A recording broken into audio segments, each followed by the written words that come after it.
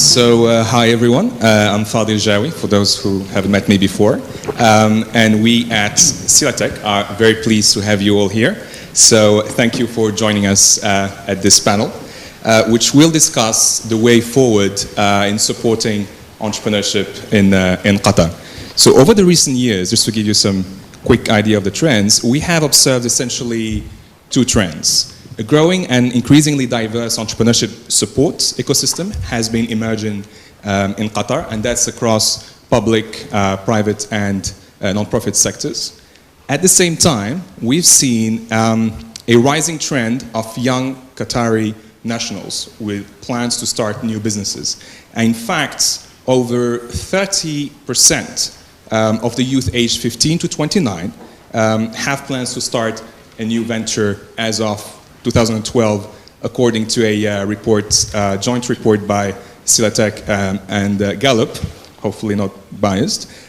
So that's quite a significant number, I believe. As per current young entrepreneurs, whether in Qatar or the rest of the Arab region, they have been quite creative and innovative in finding ways to circumvent challenges and obstacles in order to move ahead. And we do have perfect examples with us today, as you will see. So it does seem to be a good time to sit down and think about how we can maintain these aspirations and forces. So for this purpose, we do have great guests with us today. First, Dr. Maher Hakim, who is also our moderator, is associate professor at Carnegie Mellon. He's also a serial entrepreneur and angel investor, quite a few things. Mr. Khalid Abu Jassoum, executive manager and co-founder at Ibtikar, also winner of the Stars of Science 2012. We have Ms. Leila Al-Dorani, CEO and founder at Romi. We have Mr. Ali Al-Khulaifi, executive director at Enterprise Qatar. And finally, Mr. Ahmed Layali, Incubation Center Manager at ICT Qatar. So please warmly welcome our panelists.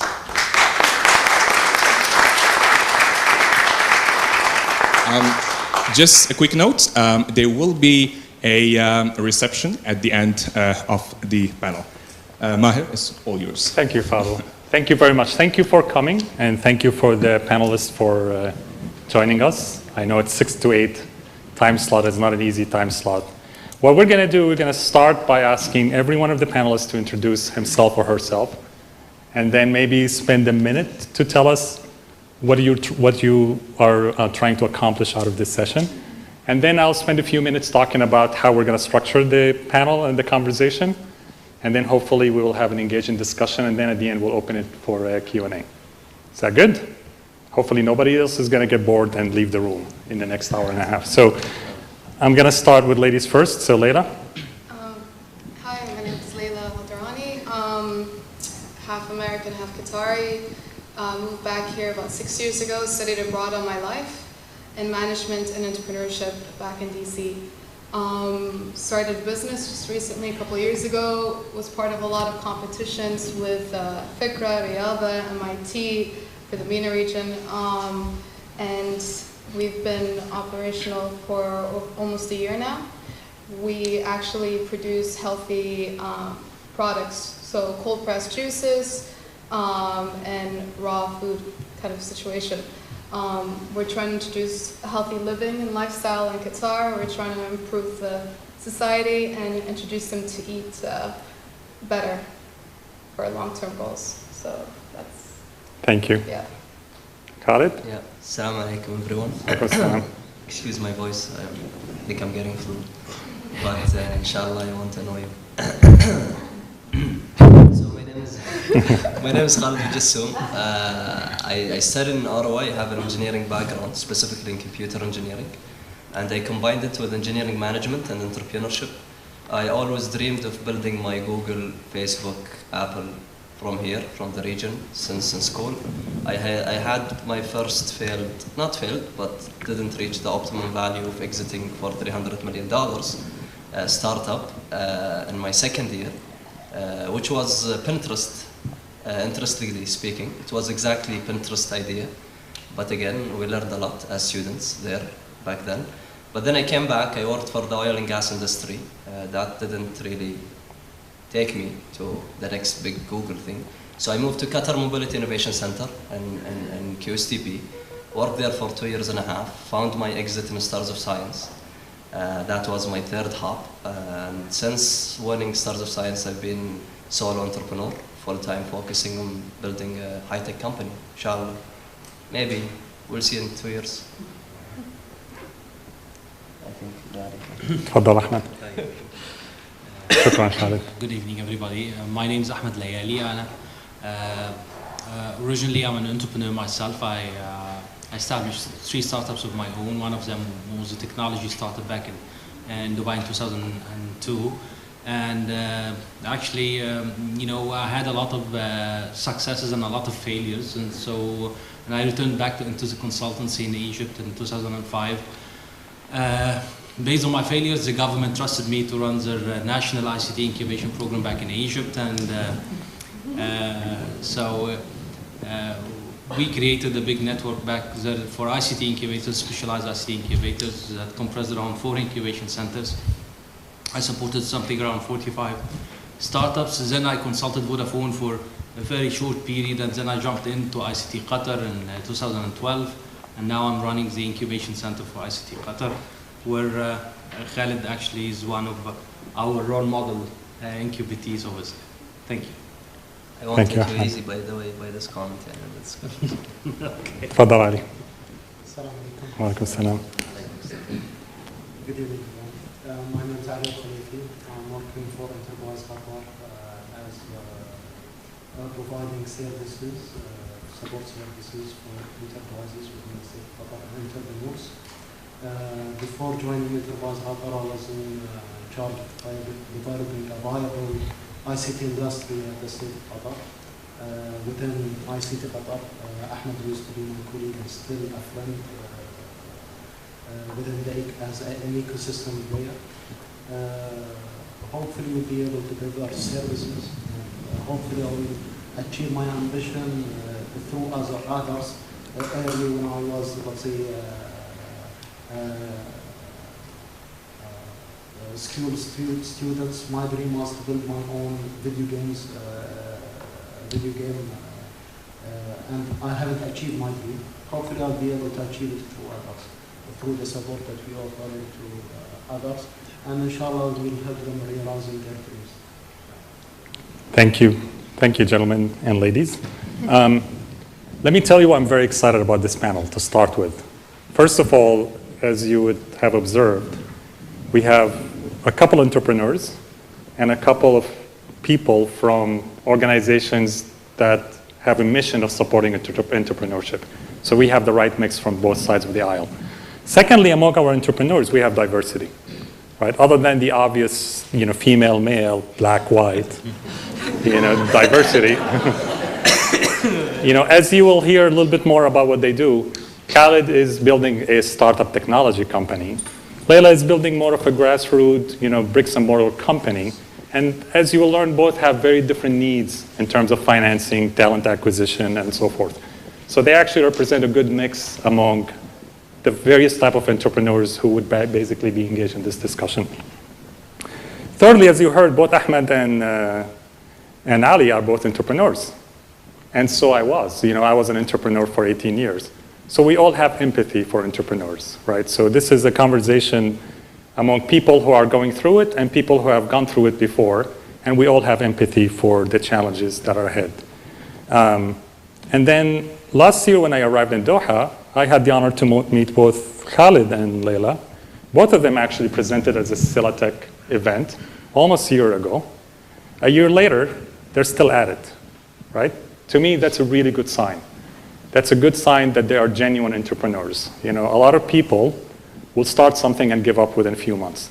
The fact that they're still at it should tell you that entrepreneurship in Qatar is well and alive, right? So now this discussion is all about how we can, what they can share with us about their experience over the past year, some of the challenges, and then what we can do moving forward with that. Okay, so the way this discussion is going to go is that I'm probably going to ask questions throw some stimulating ideas and thoughts. I'll have Leila and Khalid start the discussion by sharing with us their experience, their thoughts, their questions, their challenges about that topic. And then I will let Ahmed and Ali respond to that, get into the conversation by telling us about things they have done as part of their organizations and things they have visions for in terms of moving things forward. Okay, so we're probably going to spend, I would say, an hour having these conversations back and forth, and then we'll open it and we'll have the audience engagement. Is that fair? Okay, so to actually structure it a little bit, we're going to divide the conversation around what we consider to be the 4 pillars that are essential for striving entrepreneurs or entrepreneurship in general. The first one is education and training. So we're going to spend some time talking about education and training. How do you actually educate an entrepreneur? What kind of training is available and so forth. Then we're going to move on and talk about the environment. And when we get into the environment discussion, I think it's going to get lively a little bit. Because in the environment, we're going to discuss issues like culture, right? We're going to talk about regulation. We're going to talk about market. Is the market in Qatar enough for entrepreneurship? And then we'll have that discussion as well. So education, training, environment, and then we're going to move toward talent acquisition. An essential ingredient in the ability for an entrepreneur to win is the ability to acquire talent who will join the team. So we're going to spend some time talking about that. And then the 4th leg is going to be financing. Obviously, every entrepreneur needs funding. And again, it's that discussion. We'll talk about the needs of the various different companies and funding. Okay, so these are the 4 pillars, and hopefully we'll move through that in a timely fashion so that we'll cover all of them. So let me start with education and training. So obviously, I'm from that sector. I'm a professor at Carnegie Mellon University, and that's why I like to stand and lecture. I feel more comfortable in that context than sitting down. So, in Qatar, Education City on its own and other universities provide a very good mechanism. I know that, for example, at Carnegie Mellon University, not only we have training courses for the students, but we also have courses and classes for the community at large. I know that since I've been here for a year in Qatar, I know Khalid, for example, have attended a number of education and training courses. There's a very strong government support for that. There's a lot of organizations who are offering that. Obviously, there's a lot of tension that focus on that. And I think with the corporate social responsibility programs, there's also funding for that. So I'm going to start the discussion by asking you, Khalid, are we good on that front, education and training? Obviously, Star of Science gave you a good educational background. You're taking a lot of training courses. What's missing? What's good? What's working? What's not working? I think I was lucky to go through 2 things in the past 2 years. The incubation center program in ICT Qatar and the Stars of Science experience that is really unique globally. And in ICT, I spent, it was 2 years, actually I'm graduating by end of this week from the incubation center. Yeah.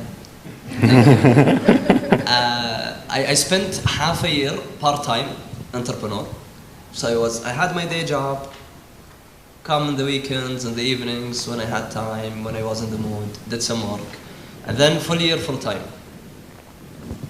And the Stars of Science, you can watch it on TV, but then that's another session to tell you about my experience and how did it go. But to cut the long track short, I think it's an awesome experience. Training has been matured, and specifically when I moved from part-time to full-time, I started giving hard time for these guys, which I myself realized that it's a mutual responsibility between us as entrepreneurs and the support providers to really nourish and flourish the ecosystem, specifically when we talk about training. But at the same time, whenever training is being discussed, we think about entrepreneurs, schools. Let's do programs, and I think Bidaya Center is doing amazing. We learned about the National Business Challenge in Qatar, supported by Shell. ICT Qatar with their program. Ahmed Sidqi, one of the amazing guys, he's actually having a session tomorrow. Stars of Science as an initiative for the Pan-Arab, for the all-Arab world. So it's growing, nurturing. But one aspect is seniors. And please give me a space to comment on this. And again, we had the chance, thanks to the IC, to sit with a legal expert who spent 23 years in Doha. So we wanted to go through the commercial law and labor law in Qatar. And what he said, throughout the discussion, I just asked him one question. Said, when is the new commercial law going to be executed? I looked at the draft, it was being discussed publicly, it's amazing. I said, really, there is a draft? Said, yes, probably you have too much stuff going on, you forgot about it. I said, okay, but why are you so much interested in this, a new draft? Said, because they're taking out the 200,000 riyals as a required capitalization when you register your LLC company in Doha. I said, really? I said, yes. So you didn't read the draft. I said, but no, this is no way going to happen. I said, why? I said, how would you start a company without capital? I said, here where we have two different mindsets that we have to upgrade the system. And I think I was aggressive a little bit, but somebody has to take the bullet. What happened, I explained to him, one guy jumped off his day job as an advertising agent named Steve. Worked for 2 months on an app to combine Foursquare and Facebook. It's the next big social media, the next big thing. And 2 months down the road, he convinced Mike, his friend, to join him and gave him some equity. They were working out of their houses. 6 months later, they released an app called Bourbon. Nobody knows Bourbon. It was a disaster. They learned from the feedback from their customers, and they stripped out all the features. This future check-in and Foursquare stuff, location-based, is all nobody likes. They stripped out all the features, kept taking a picture, liking a picture, and commenting a picture. In 10 weeks, they learned all of that, repackaged it to Instagram. So total time, 8 months and a half. They released Instagram. Total time, 26 months. They closed the deal with Facebook for $1 billion. So the moral of the story, they started with maybe $1,000, maybe $50. And this is how value is created in knowledge-based economy. I understand his mindset because he was thinking, if I'm in construction, I need to buy tractors. I need to buy cement up front. But in knowledge-based economy, if you are building the next Apple, the next Facebook, the next Twitter, you don't really need, and there is a huge differentiation, maybe like the panelists will talk more about it, between incorporating a company and capitalizing companies, especially in the context of knowledge-based economy. And maybe I just want to conclude with this example, just to highlight on the junior and senior training. And I think we are doing amazing, and it's ramping up every day, and there is so much happening around the year in Doha. And maybe that has a cultural aspect which can... So your point, Khalid, is that there are some general aspects to an entrepreneur training that's very well covered. Mm-hmm. But because you're a technology company, your process of building a technology company is different. Yeah. Specialized training around that, yeah, not just for you, yeah, but the people who are involved in supporting building such companies is required. Yes. So let me move and ask later. Go ahead. This final comment, and when he actually, it was an intense discovery, but it was an enlightenment moment, you know. He said, wow, wallah, you are right. So what he suggested actually, you guys, you are full of passion, you are youngsters, write all these comments and give it to the minister. I said, ya akhi, wallahi, if it comes down to this list, I will do it. But the issue is that the minister will come to an expert like you, ya habibi. Sorry for this, wallahi. I don't want to be aggressive. And what will you say? You will say it's impossible. No way. A company without capital, ya habibi. Let these kids play around يعني, somewhere else. يعني. Just a final. Wallahi, real, this is what happened. يعني. Some witnesses are here, I guess. Huh? So let me move on to Layla, because I think, when we talked on Thursday, by the way, we all got together. This is one thing we agreed on, that this is going to be a heart-to-heart conversation. So we all got together on Thursday, and thank you to Celatec, who bought us lunch and helped us all get together. So one of the things I learned is that some of what you need is more, training along the lines of the industry you're in, which is not the general, how to become an entrepreneur, how to build a business plan. You're beyond that. You want to learn how to actually build a factory that can do juice bottling. Where do you learn that? Google. So what he's trying to say is that free courses or available courses in Qatar is great. How to build your business plan, how to do your financials, a little bit about marketing and such. But when it comes to the real practical nuts and bolts, you need actual real information of day-to-day operations. And so it would be great if there was an opportunity to do some kind of internship with real actual companies, learn how they operate and manage their systems from A to Z. Everything is great in theory, but when you apply it, it's a whole different factor.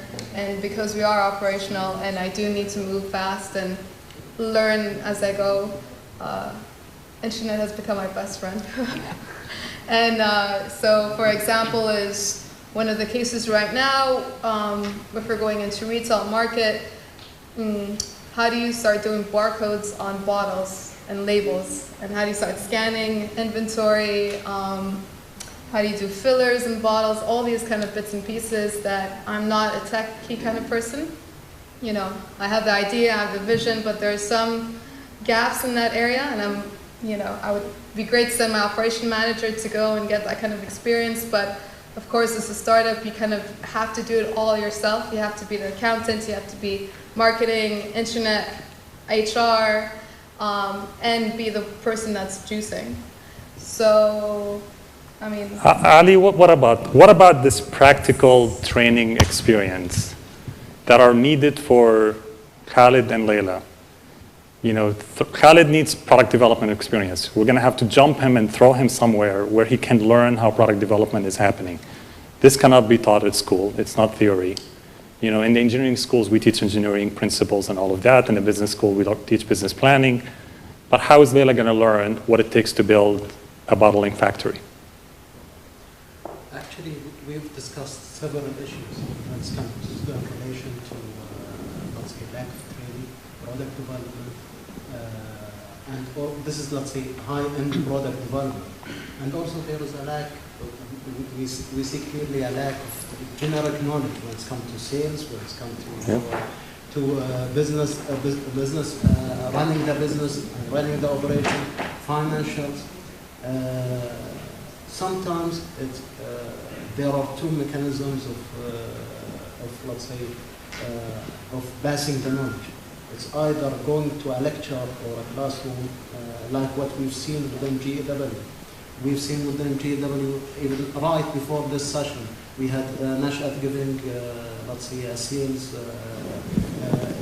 training, a practical sales knowledge, not taught within, let's say, lecture rooms, not taught within, and you will not be able to get such knowledge from books or from Googling through the net. It's a cumulative years experience. And sometimes having coaches help a lot moving ahead with your business and progressing within the business. We within, let's say, Enterprise Qatar, we try to even cater for the needs of individuals who have lack of knowledge. For instance, the services that we offer. We are trying to minimize the risk as much as possible for entrepreneurs undertaking businesses or undertaking or investing to ensure that once they are investing in the right project, they are investing in the right initiative and opportunity. We have, let's say, recently we've launched GEW services to ensure that where we are providing a pre-feasibility and feasibility study along with business plan development to ensure that we are minimizing the risk. And also the entrepreneur, while going through the project, through the development of the business case, he will be able to gain the knowledge through an approved service providers, through an approved, pre-approved business consultancy firms who will be able to pass the knowledge and know-how about the market. This is one of the mechanisms that we foresee. Going back to product development.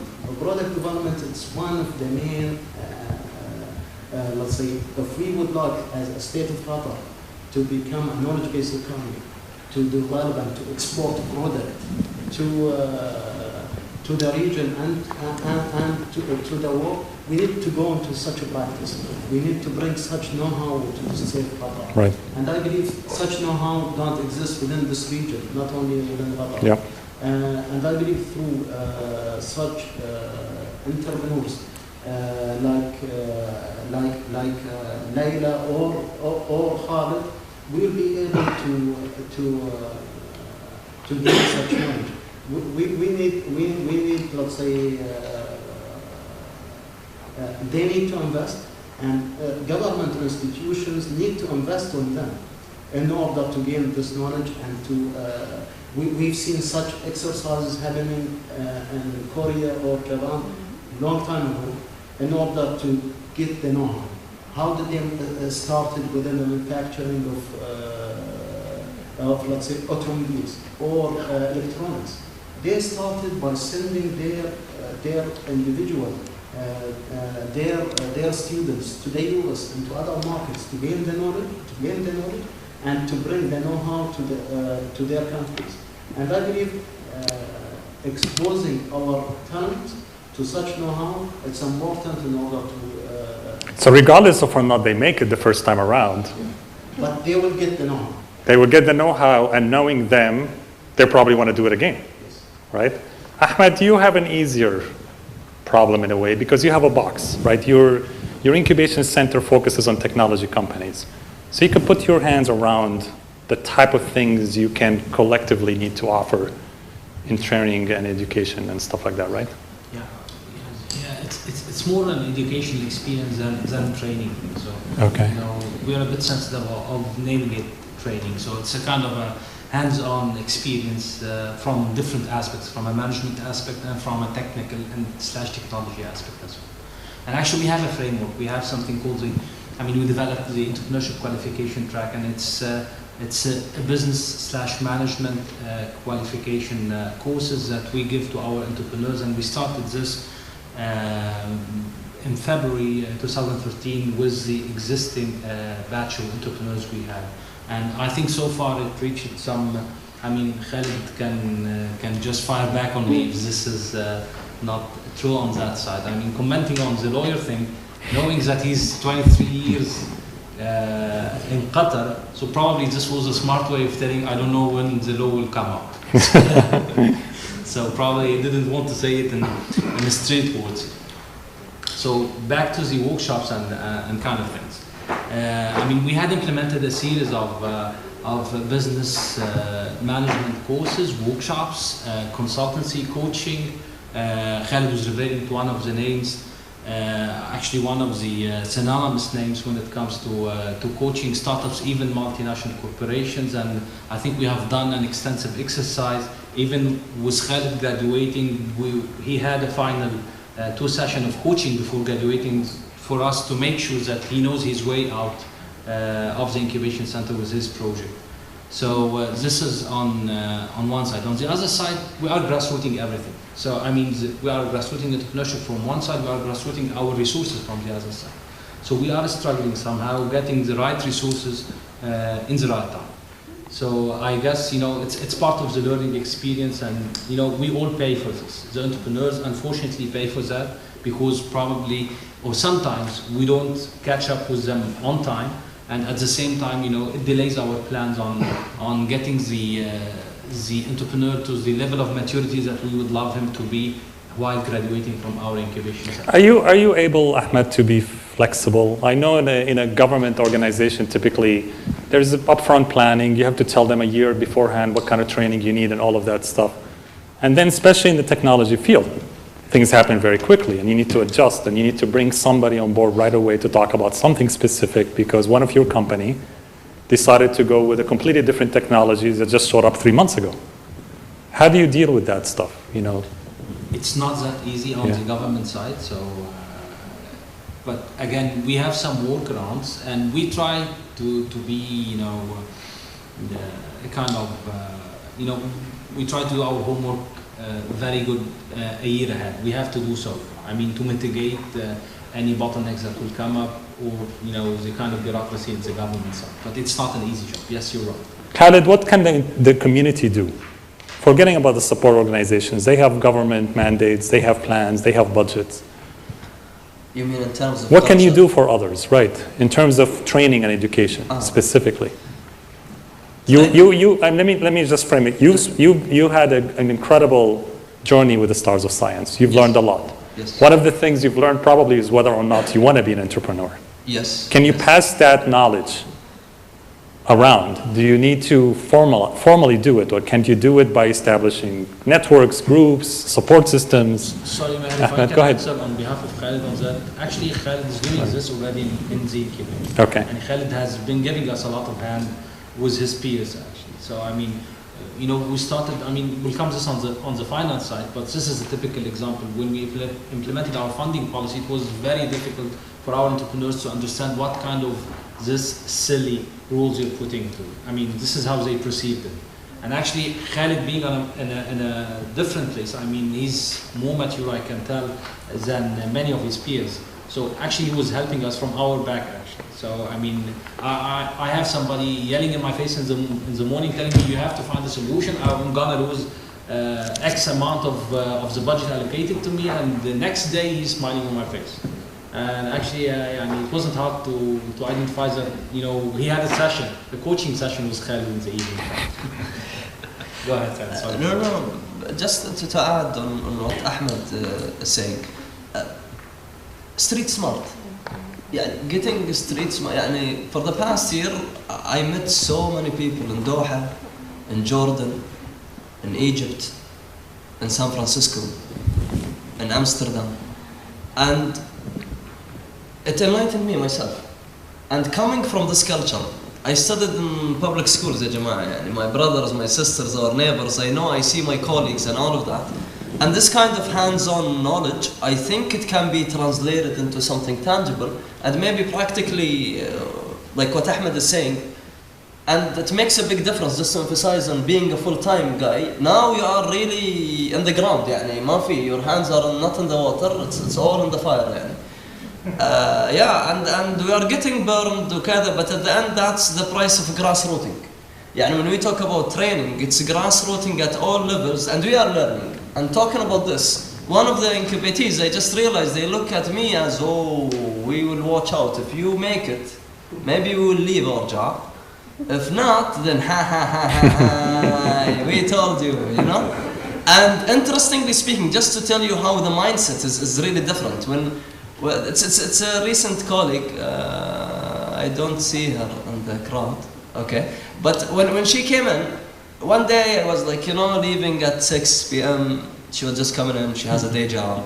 And she looked at me, Khalid, wallah, you look miserable, wallah, I feel very sorry for you. I said, why, what's happening? I said, wallah, we came and the red carpet was laid for us, We came in, funding and everything is nice. You are leaving in 6 months and you just got the funding and you lost all your team members and all of that. So I was telling her, no, بالعكس, I'm very proud.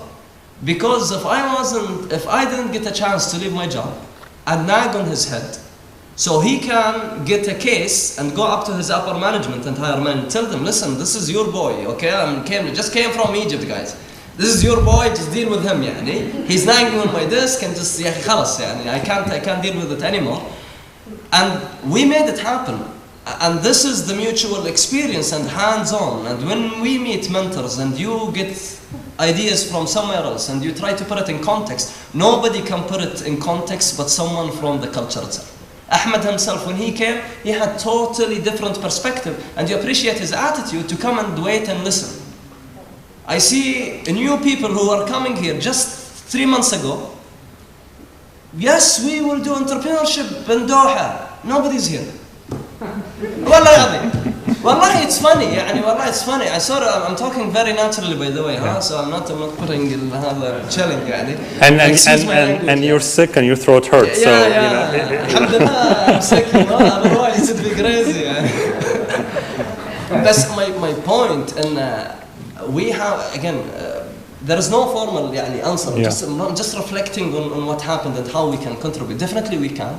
I know we have something in hand. At least if it's not good, definitely not bad. It is being translated within these establishments, like DIC, and hopefully will be in Q and Cubic and all of these organizations. But again, this dialogue and this language has to be there. Otherwise, يعني don't come like Superman. يعني فاهم يعني just chill. يعني it's cool. So this is a good segue. So we're going to move on to the environment. Okay, and when we talk about the environment, we mean three things, and we're going to discuss all of them. We mean the culture, we mean the market, and we mean the government regulations, right? So there are a lot of juicy stuff here to discuss. We're going to start with you, Leila, with the culture. So one of the things as an entrepreneur, one of the things I learned over the years is that my number one enemy is time. Because if I have an idea and I'm not moving fast, somebody else is going to do it. Obviously, you're a female in this culture. You've shared with us, and if you don't mind us sharing, that your Arabic is not very good. Yeah. Is that slowing you down?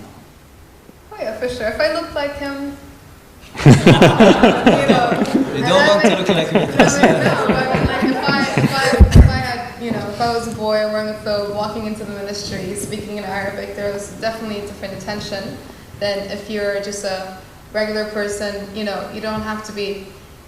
First you're judged on your attire rather than your actual brains. You're judged about where you're from before you even say a single word. And you're also judged being a girl or boy. So if I remember going in and I said I wanted to start this company. And they looked at me, they're like, oh, you should just open a juice stall and you could open anywhere. And I looked at them and I was like, we're doing cold press, which is not even a terminology that this region understands. We're mixing fruits and vegetables. It's not like your cocktail sugar juices that the community is used to. And we're basically bottling it and having fresh products available, easy to go. Simple as that. And they didn't understand that.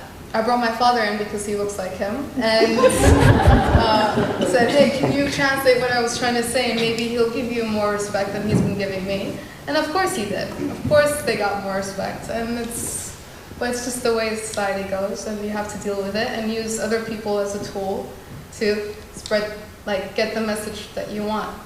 I did it to Bidaya with Saleh the other day as well. So he got more information in one meeting than I was able to get in months. So Bidaya Saleh is another support organization. Yes, sorry. So that's one place where support organizations can help you. And he's fantastic. Okay, yeah, as an entrepreneur, right? So you learn two things. One, to develop thick skin, right? Oh, yeah. So, and the other thing is use resources wherever you have them. Exactly. Make things happen. And use men. Yeah. Good job for you. Khaled, but there's actually other issues with the culture. There is sort of, you and I have talked about, we fantasized about an entrepreneurship environment where there's a strong support among the people themselves. Obviously, as entrepreneurs typically have this empathy to each other. Everybody wants the others to succeed. Yes. What does that mean exactly to you, and how can we foster that? Okay. I want to talk about culture on multiple aspects, so bear with me. Number one, as an individual, I'm really weird.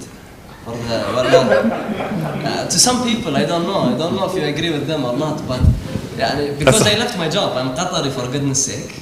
Come on, nobody does it, and every day in every majlis, I started to avoid weddings, avoid my Twitter, avoid funerals even, and gatherings, because everybody looks at me. Okay, so where do you work now? I work for myself. And then they're, oh really? What do you mean you work for yourself? Who pays you? Nobody pays me. I live out of my savings, for goodness sake. What do you want? Do you want to pay me? What is it? And culturally, it's really weird in that sense for people. And when you tell them I want to build, so two aspects. I want to build the next Google and Apple. He looks at you with a smile, mashallah, ya akhi. But you can see, wallah, you are naive, ya akhi. That's one aspect of it. And if somebody is really serious, he just don't want to give you the smile and the political tap on your shoulders, ويلا Allah يوفقك. The other type of response will say, ya akhi man, just chill, ya akhi. Get a job, open a bakery, get something, you know, let's just chip in and we'll buy a land somewhere north, you know, resell it again. Why are you worried about high tech? Yeah, because this is knowledge-based economy. I'm not bluffing here. We didn't talk about knowledge-based economy to be in someone's drawer or to create a couple of forums during the year about it. No, I'm serious. I take big ideas and put them in action. I know what does it mean every day for me to think in a knowledge-based economy development. That's just to give you a sense on like one-to-one interaction and how culture really plays a big role.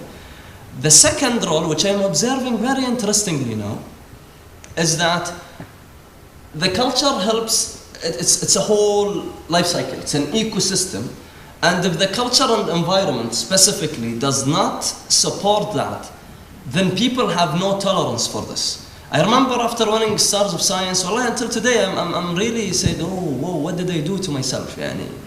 People have sent me messages, Yahi, you brought hope back to me that this freaking region that have shed blood for I don't know how zillion years can do something and can contribute to something. You have invented something that people like and people want and they bug you about it.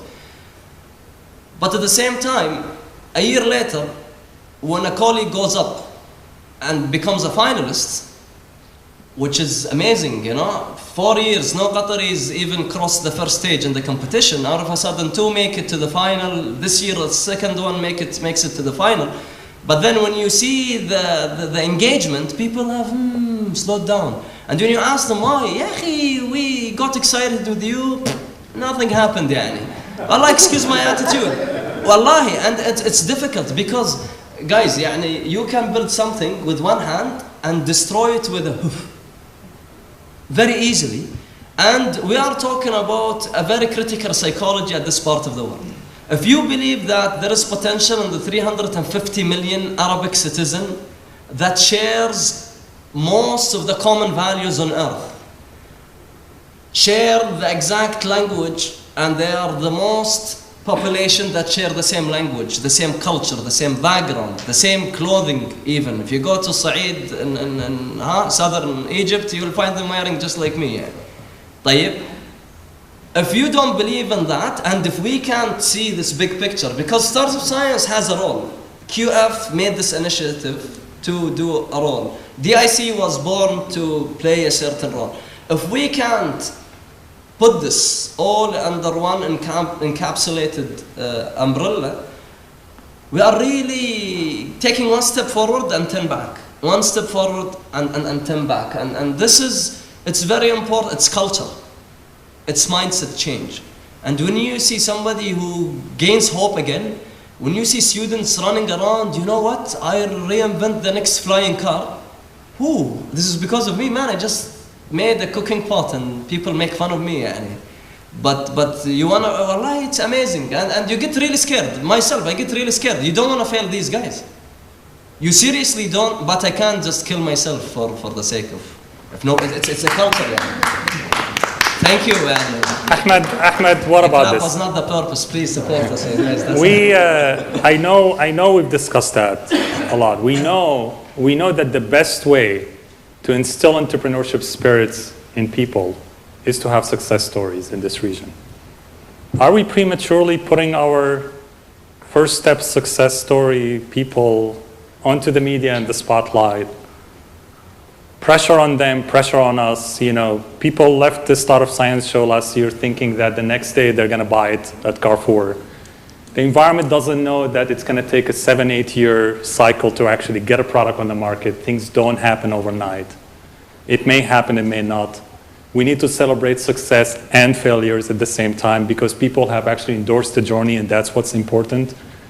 You know, as opposed to just this session now is being, you know, recorded. It's going to be in the media, and khalas, we all did our jobs, and we celebrate the fact that we had a discussion. I mean, what do we do? Okay, it's time for me to go. Yeah. So, it's a kind of a simple and complicated at the same time. Yeah. Simply, yes.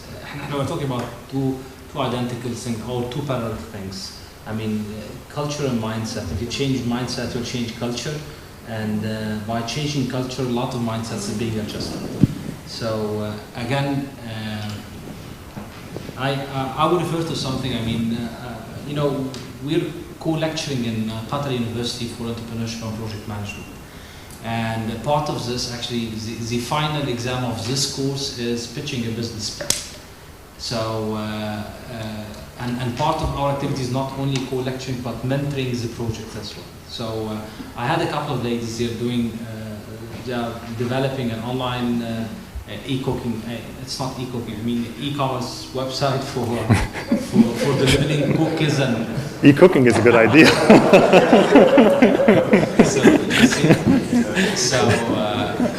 And we were putting some assumptions and we were testing the assumptions. I had the assumptions that for working ladies, the maximum age of using a smartphone is 42, 45. And they said to me, no, our grandmas are using smartphones. So I was wrong in my assumption. And technology had penetrated to grandmas. So, I mean, we can change our mindsets and we can change. So again, this is part of being agile in your mindset. So it's about not a fixed mindset who fears of failure. Okay, I mean what we are doing in the IC, any of the government should be understanding, and we should not expect them to understand. However, we're pushing them to understand. So we're nuts actually. I'm nuts. Ali believed in what I'm doing. He's nuts. Okay, because you cannot just go to a government department talking to a minister or vice minister telling him that our success ratio is 20% and this is a global ratio, and you're expecting him to accept this.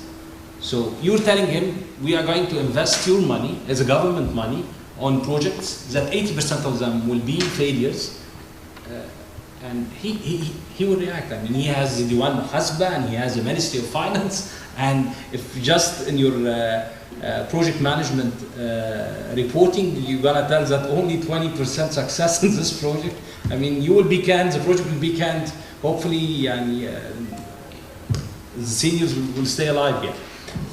In that sense, this is why, from an American perspective, government is anti-entrepreneurship.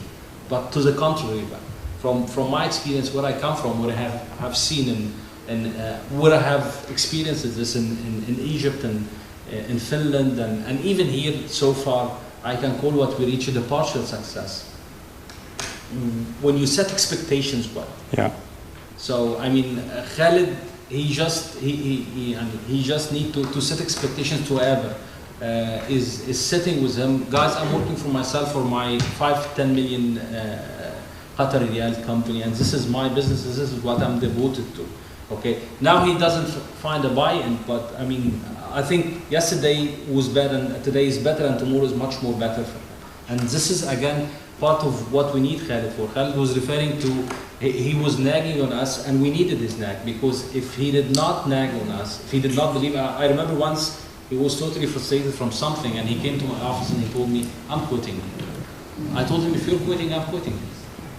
If you're from this country and you're quitting the concept of entrepreneurship, so why should I stay for? So again, and I hope this was one of the answers he got that puts the responsibility back in his shoulders. He was taking it out of his shoulders. So I mean, we did not let him go on that. But again, all of us, I mean, we need to kickstart this, and it had been kickstarted through the IC with no bias on this. I mean, having a lot of things in place, it's not yet perfect. We are trying to reach a certain maturity level, but however, this is changing culture. I mean, we are always flagshipping people like Khalid as those are dedicated entrepreneurs. And all of us in Qatar, we need to build on those guys like Khalid. Because if I mean, Khalid's graduating now. If we cannot take him to the next level, the concept will be a failure. Yeah. And again, his father will not listen to him, or his father-in-law. I mean, will tell his wife, forget about Khalid, he's a loser. And he's not a loser. Yeah. Okay? Because he knows this better than me. Back in Silicon Valley, if he's a loser, they will invest more in him for his next idea. Yeah, he will get a great job at Google if he's a loser. And again, we need to have this kind of... Ali, let me set you up a little bit. I know you have things... Tell us any success story. You asked him to tell us about any success story. You didn't. He said you didn't answer whether or not because the prematurely using is the wrong word. Prematurely spotlighting the entrepreneurs before they become a success story. Is it a good idea or a bad idea? But I think I'll ask Ali that question, because one of the things you've said that I think struck a chord with me is that the important thing is to actually invest in their path, that they go through it. Because whether or not they succeed, the learning they have has tremendous value, whether they start a new company or become people who are knowledgeable in the process so that they can help the other. May I just allow me after Ali Yeah. answers? I will come back to you. I need to answer. So in that sense, which I thought was a very good, precise, answer, how do we actually make that part of the culture change? I believe we are part of a culture that is not forgiving or do not tolerate failures. I recall when in 2009, when I quit my job, started my business with a couple of colleagues. Everyone started calling me crazy. Everyone was, even my, let's say, wife, my family members were attacking that move. They were against that move, especially that I was having multiple job offers to within government or private sector to obtain. But I believe with them that, and the right thing is to have a planned move. I do not encourage, let's say,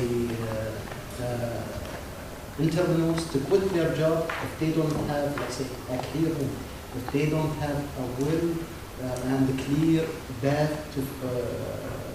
to move in. And they need to have an exit strategy. When is the right time to exit such business? For me, I had the right moment when it was well planned when I'm going to leave, and even I've tried as much as possible to minimize the risk. Establishing a closed shareholding company will at least entitle me for the pension fund. So I will have minimized risk to cover my family risks. Are you saying that because you think then the culture will be more tolerating to the risk, because at least they know you have a plan? Because I would, I'm actually, challenged with that today with my students. I'm teaching a course when I'm putting, all the successful entrepreneurs, the Google guy, the Microsoft guy, the Dell guy, they all are dropouts from college. And here I am trying to convince them to stick with college. It just doesn't add up, right? I believe education is important. Gaining experience within, let's say, yes, dropouts from universities within other cultures are successful because they have the right ecosystem within the Silicon Valley or within the US. But here still we do not have the right ecosystem. We are trying to build the right ecosystem. We are maturing as individuals, as entrepreneurs, as supporting organizations. We are gaining the know-how. Mentality is changing toward entrepreneurship. And even we've seen coming back to laws and to the environment. The new, let's say, pension fund law is changing. It's supporting entrepreneurship. So entrepreneurs will be able to pay their pension, let's say, and to be enrolled within the pension fund. The new, let's say, commercial company registration law is changing, and it's empowering entrepreneurship and establishment of let's say e-commerce establishment. So we are maturing, and during this maturity level, we will struggle and we will continue our struggle. And do you see your organization, EQ, a player in trying to change the regulation? And it's actually a good segue because we want to talk about that today. So Yes. do you have a lobbyist with the government whose role is basically to constantly make these changes happen? We at EQ, we consider ourselves as, or enterprise Qatar, we consider ourselves as the right voice for SMEs or entrepreneurs in front of government institutions. Yes, we have Chamber of Commerce, we have, let's say, Ministry of Economy and Trade, we have other institutions, but their core focus is not in the small and medium-sized businesses or entrepreneurs. Our core focus within those institutions. This is why we have multiple discussions with entrepreneurs. This is why we are participating in such an event, in order to gain knowledge and to set priorities for us, in order to lobby within governmental institutions to make the right moves, to make the right changes within let's say, the right laws or regulation or policies. Ahmed, you want to comment on that? And maybe after that, if you want to just attack the regulation and government policies, you know, part of, especially in ICT, right? Because that's, you know, the example that Khalid mentioned is about things as simple as saying, you know, technology companies really can start by sweat equity. 4 people get together, work for 6 months. They build something, they build an IP. They want to make sure they're protected on day one, so they want to incorporate. But if there is a law that says incorporation meaning put X number of dollars, you know, that's an inhibitor. Yeah. I mean, I just want to cover on the premature coverage for, coverage for premature successes in media. It depends on how do we put it on media.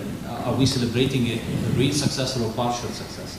I do believe when grassroots entrepreneurship, you need to create awareness through different aspects, and one of those aspects is to highlight even partial successes, okay? And put it in its context as a partial success, not a full success, and this is not the next Google or the next whatsoever. So again, we had a typical example. One of our recently incubated startups, they have been featured in a Sharp newspaper on the online version at least, that they had launched the first Qatari flavored mobile game. And well, I see no harm in that. Actually, we are setting role models now. There are gaming startups in Qatar. Excuse me? It is starting, yes. And this is what this is what the article said, that they are just starting. They did not say that they hit 10 million downloads, okay? Again, success is very tricky. We need just to, again, set expectations. What do you mean by success? We need to define success. Is the success in developing? We don't have one success story, full success story. You mean on our side? And I said, no, we have one success story. We have a company called Bylance, led by a nice lady called Razan, and Razan had the first Qatari online photo stocking library in Qatar, and it's launched. She has a very big customer base of, Qatar Gas is one of their customers, Tourism Authority is one of her customers, a lot, Mimic Ogilvy, there are, you can go to the website bylance.com and you can find a lot, know more about the services and the customer base she had. So this is one of the success stories we are celebrating actually. And let me add to that, because I think at least, and you guys can comment on that as well. But from an entrepreneurial perspective, every first thing is a big success. First investor is a big success. Somebody who believed in me and I have an idea. First person I recruit in my company is a success. The guy understood my bluff, really agreed to come and jump with me in that. So I think there's no harm, to Ahmed's point, in actually sharing that success, because we want a lot of more people to go on that path, and we want to paint that this path, whether or not at the end of the day is going to end into a Google company. But we have to start somewhere. And starting with actually celebrating people's going through the journey and actually talking openly about failures, because that's going to be an education experience for the second and the third one. So, I've spent 18 years from Silicon Valley, and I understand that it didn't just happen overnight. People who have a good history of the Silicon Valley will tell you about all of the failures that happened before HP started. And without all of these roadkills, this whole industry wouldn't have started, right? So I think it's a balancing act, because I think we don't want to put pressure on these entrepreneurs. We want to send the right message that to change the culture, that what we're doing here is we're encouraging people to actually not just go and get government jobs, not just go even work in the private sector, that you're empowered actually to try to do something about your destiny. And whether or not you succeed, you're still a valuable member in the society, because what you have learned is something that you can pass on to others, and you can encourage others to do. So at least from the entrepreneurship mindset, success doesn't equal always financial returns. Now, if you're an investor, I understand that, and it's going to be another challenge to convince investors to come in without success stories, and that's probably something we're going to cover soon here. But you have something to add, Khalid? One last comment, because it strikes me about the culture.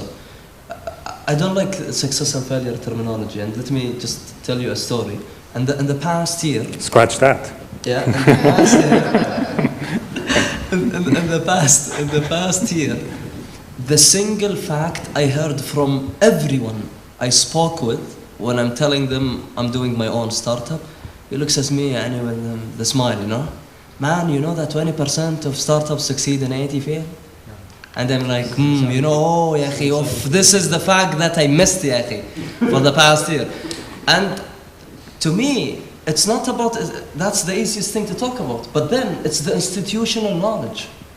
The way that we built literature, to me, I disagree. It's not about success and failure. As you said, my first hire is institutional knowledge. When Garnas did the product development, you have kids here, they can challenge anyone in Doha who's Qatari, if we're talking about national development, who knows about game development.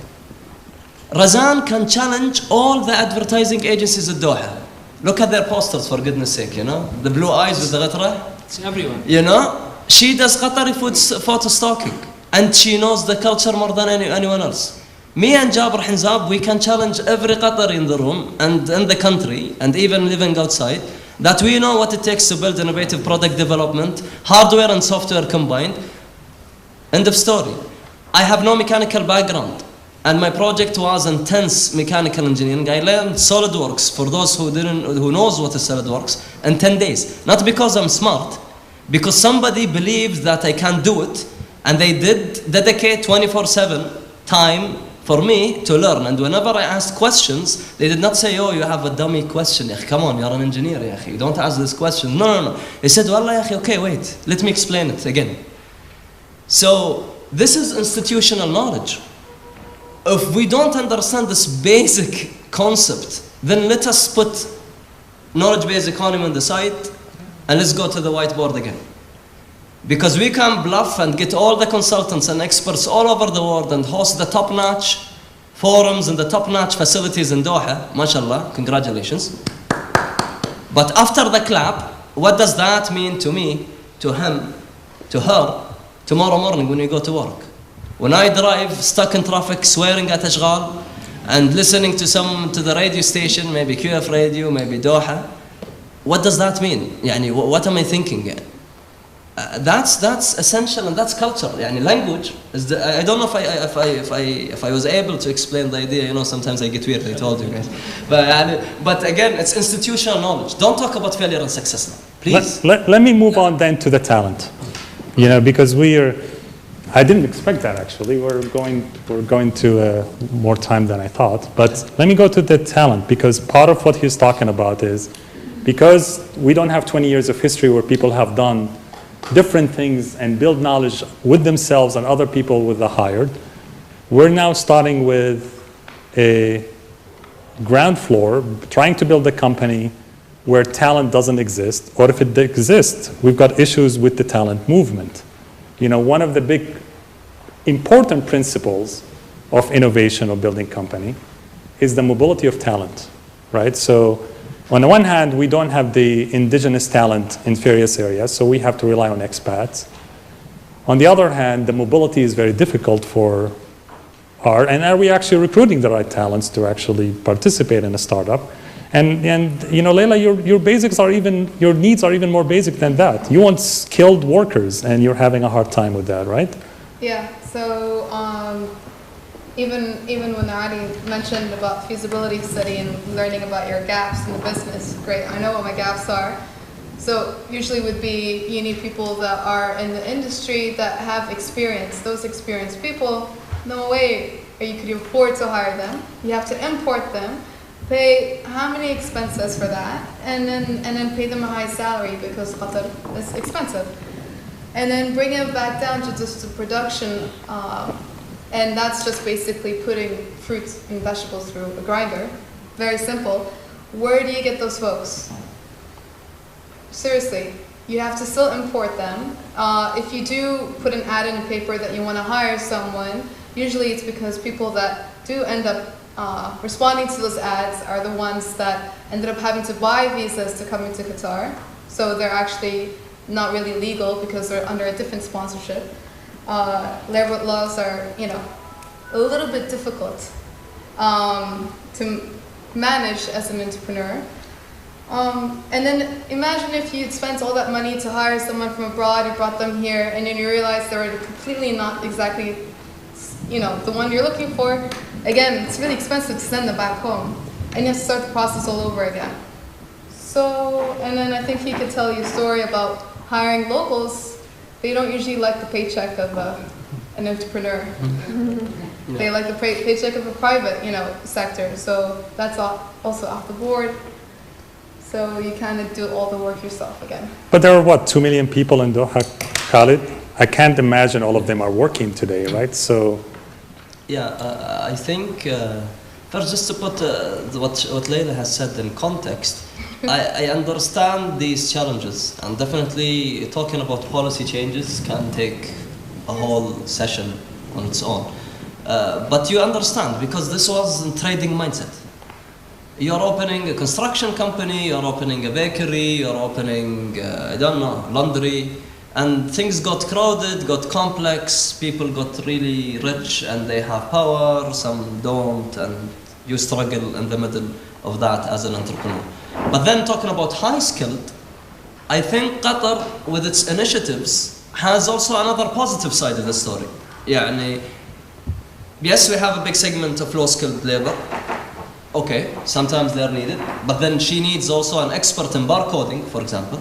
Needs somebody who can manage operations and produce juice and bottling. But Khalid, sorry to interrupt, even that low-skilled laborers, they're available, but their mobility is limited. Yeah, right. That's why definitely a labor law change has to exist, and to cover that, I'm just trying to say, how can we have a smooth transition with the existing reality? We understand we have a miserable reality. Check. And how can we utilize it? I think 2 aspects. There are lots and lots and lots of students who would love to work part-time. A lot of them. I've seen in Education City. I've seen in Qatar University. Maybe not necessarily Qataris, they are chilled, alhamdulillah, they have families. Although this mindset have been changing. I want to get independent, I want to make some kind of living, explore things, get hands-on. So there is no law to facilitate this as full-time. All what is there and legislated is internships. And there are restrictions on payments and hours that they can serve and all of that. It's very complicated. However, we can have a small tweak, because solving the labor loads is really troublesome. It's a huge problem. It has been there and it accumulated for 30, 60 years now. It's tough. But let's talk about how can we use the reality. So students, that's number 1. We can really utilize that. Second, sponsorship and Education City, for example, the rail initiatives. There are huge initiatives that are acquiring lots of high-skilled professionals with 10, 15, 20 years of experience. Half of them, I can claim, are married. And eventually they bring their families, they bring their kids. And guess what? Maybe his wife or her husband can work with us. But again, when it comes to females, now let's just get some advantage. Females can easily get a work permit. Go to Ministry of Interior, another ID called work permit, check bomb. You can get a job, work legally, full-time, part-time, fully paid, no problem. But if you are a male sponsored by a female, then that's a huge problem. You have to transfer sponsorship, and then why, and how come, and then you have to smuggle money under the table. You know what, I'll give you an envelope, your salary, instead of transferring it to your bank account. And again, I'm giving you experience from the street, yani. We know what's happening. Tamam? But these are 2 aspects of the reality that can be really and highly utilized. Coming back to hiring people, and this is where some support from the government, just to grassroots the thing, can happen. And it happened to me. I approached 4 new grads to hire from top-notch university in Education City.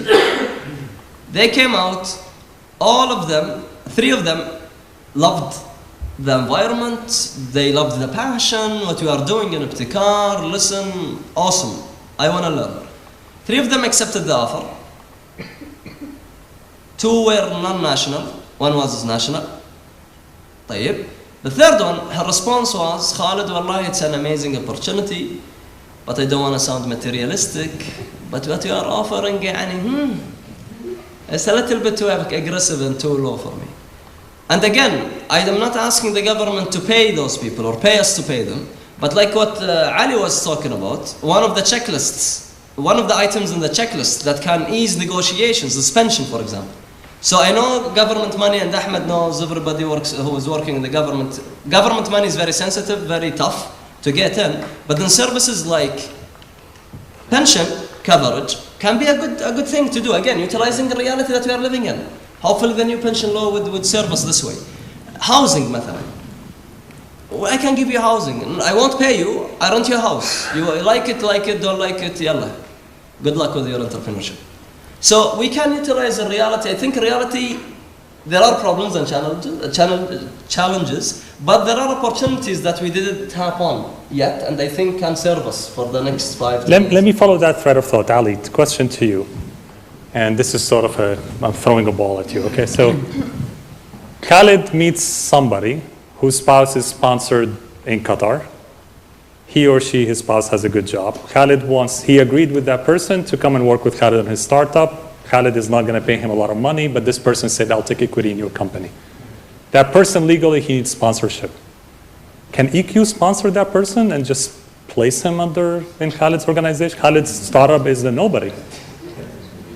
While establishing a business, they will act as one of his team members. EQ can help to one of the services that we are introducing, which is Urud, which is legal services, establishing legal contracting between, or the legal relationship between the employers and the employees. Through such services, we are trying to minimize and to institutionalize the relationship between the entrepreneur and the employees. Still, if they are already established a company, or they are already within the definition of SMEs.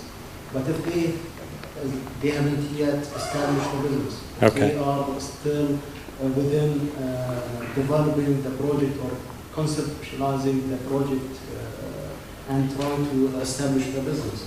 Within that stage, I believe government institutions should step in. The model is not clear yet. Recently, we had a discussion into such activity, and we are trying to come up with a model that can support entrepreneurs. Hopefully, in the near future, we do a model, because let's put ourselves from, let's say, the employee perspective. They have rights, and if they will be engaged to that business opportunity or to the entrepreneur or the idea that entrepreneur has, they have rights to be protected. They have rights to and they need to guarantee their payments at the end. There are no legal framework surrounding that relationship. We need to have such legal framework in order to ensure that both of them, as the employee and as the entrepreneur, are well protected. So we'll be working with and hopefully soon, inshallah, we'll be able to see a guiding framework for the relationship between either students or let's say through internship activities to entrepreneurs, or through the model how they will be able to recruit entrepreneurs. What about this, Khalid? Qatar is under the spotlight, right? Because we don't want any more cases where people who are hired are abused. You decide, you made an agreement with somebody to come and work with you to help you build the company, and they're going to take an equity in your company. You made that agreement with that person. This person is not going to get paid because that person, and these cases exist. There are a lot of people who are sponsors. They're not really looking at the pay, Yeah. but they're looking at helping being part of something big. But now you take that to Ali, and Ali say, I can't. You know, what if you're actually taking advantage of that person? Taken it. So again, can I answer on behalf of Khalid? Yeah. It's unfair to Khalid, entrepreneur, to ask him this question, honestly. Just for the people, I'm an Al-Dorani, managing director of Qatar Hello.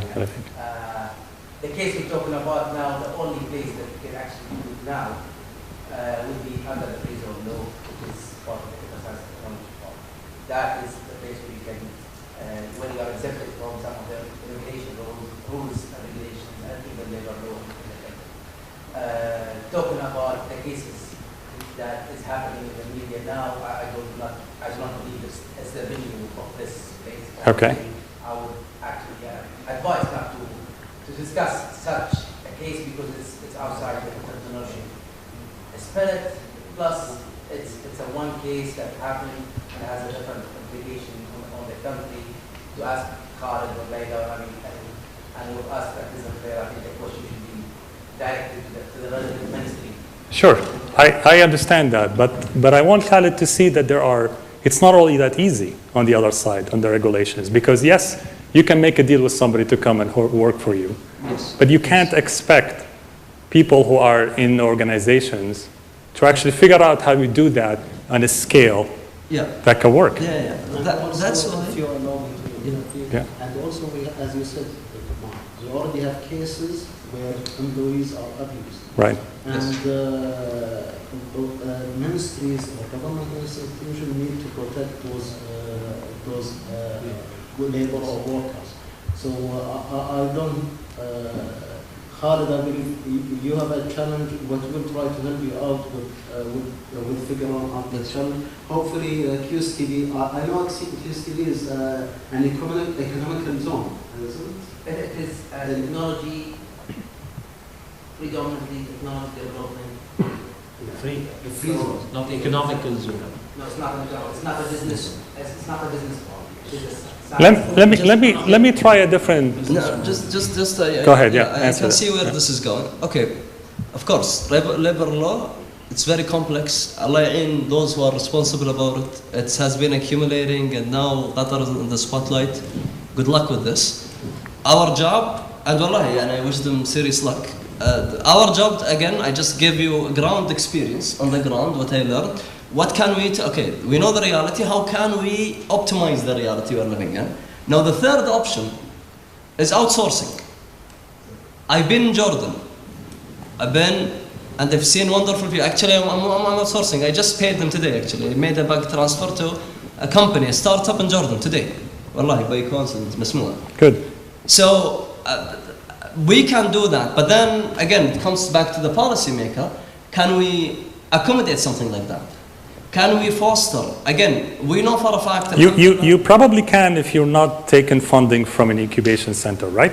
No, You can even so good. We can. Yeah. And again, DIC itself, and I keep telling this, and I'm saying it now in front of the camera and in front of people who are concerned. I think it's the most mature organization, to be very objective and subjective at the same time, it's the most mature innovation the most mature place to support entrepreneurship.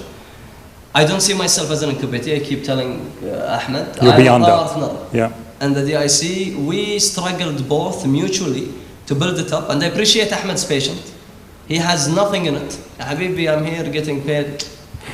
We are chill. At the end, so we are looking at, still there is a lot to be done.